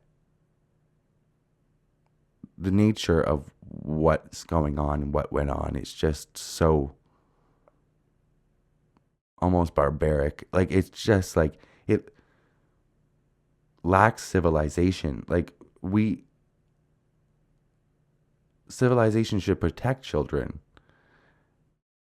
And it's usually what we've done, but this is just the antithesis of that, and on a large, grand scale. And they've gotten away with it, most of them. It's just, oh my God. All right, everybody have a great night. Keep your eyes open. This is fucking crazy. Shout out to the Oversight Committee. Shout out to Robert Garcia. keep an eye out for what they're posting, because they still have, they said they got 95,000, and this is only, I only showed you the ones with people in it that they released so far, and that's a tiny little fraction of what they got. So we shall see. Like I said, have a good night.